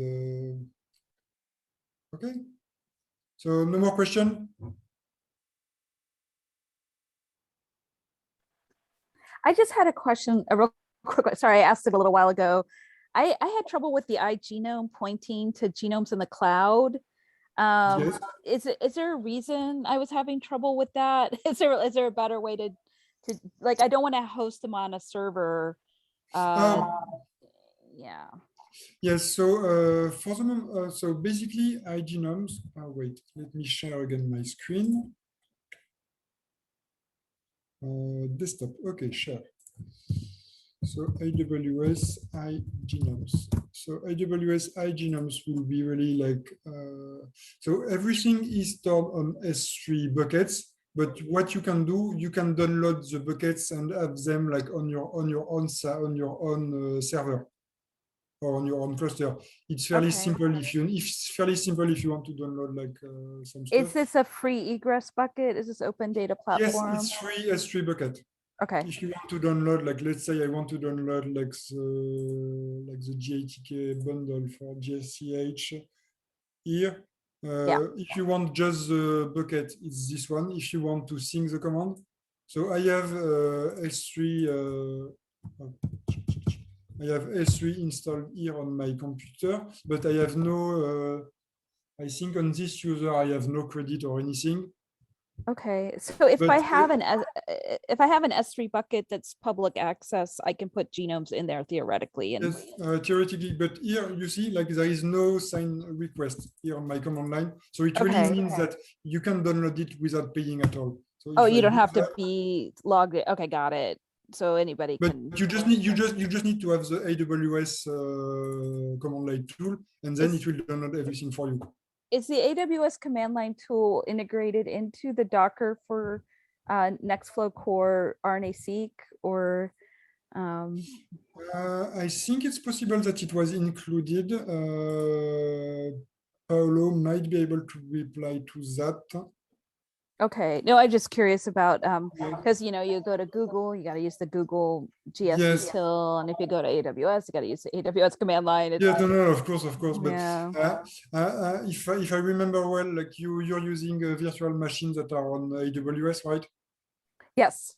Yes. So I think the AWS command line should be included into that already. Yes. Okay, great. But like I'm also often training people who aren't, so this is a good alternative. So thank you for showing me that. Thank you. Yes, and I know that, for example, in my case, I download the reference that I need and I put them on my server, and then I don't touch them anymore. I just update them when there is some new stuff that is coming, but that's all. And it's really like something that you do once and then you don't touch it anymore.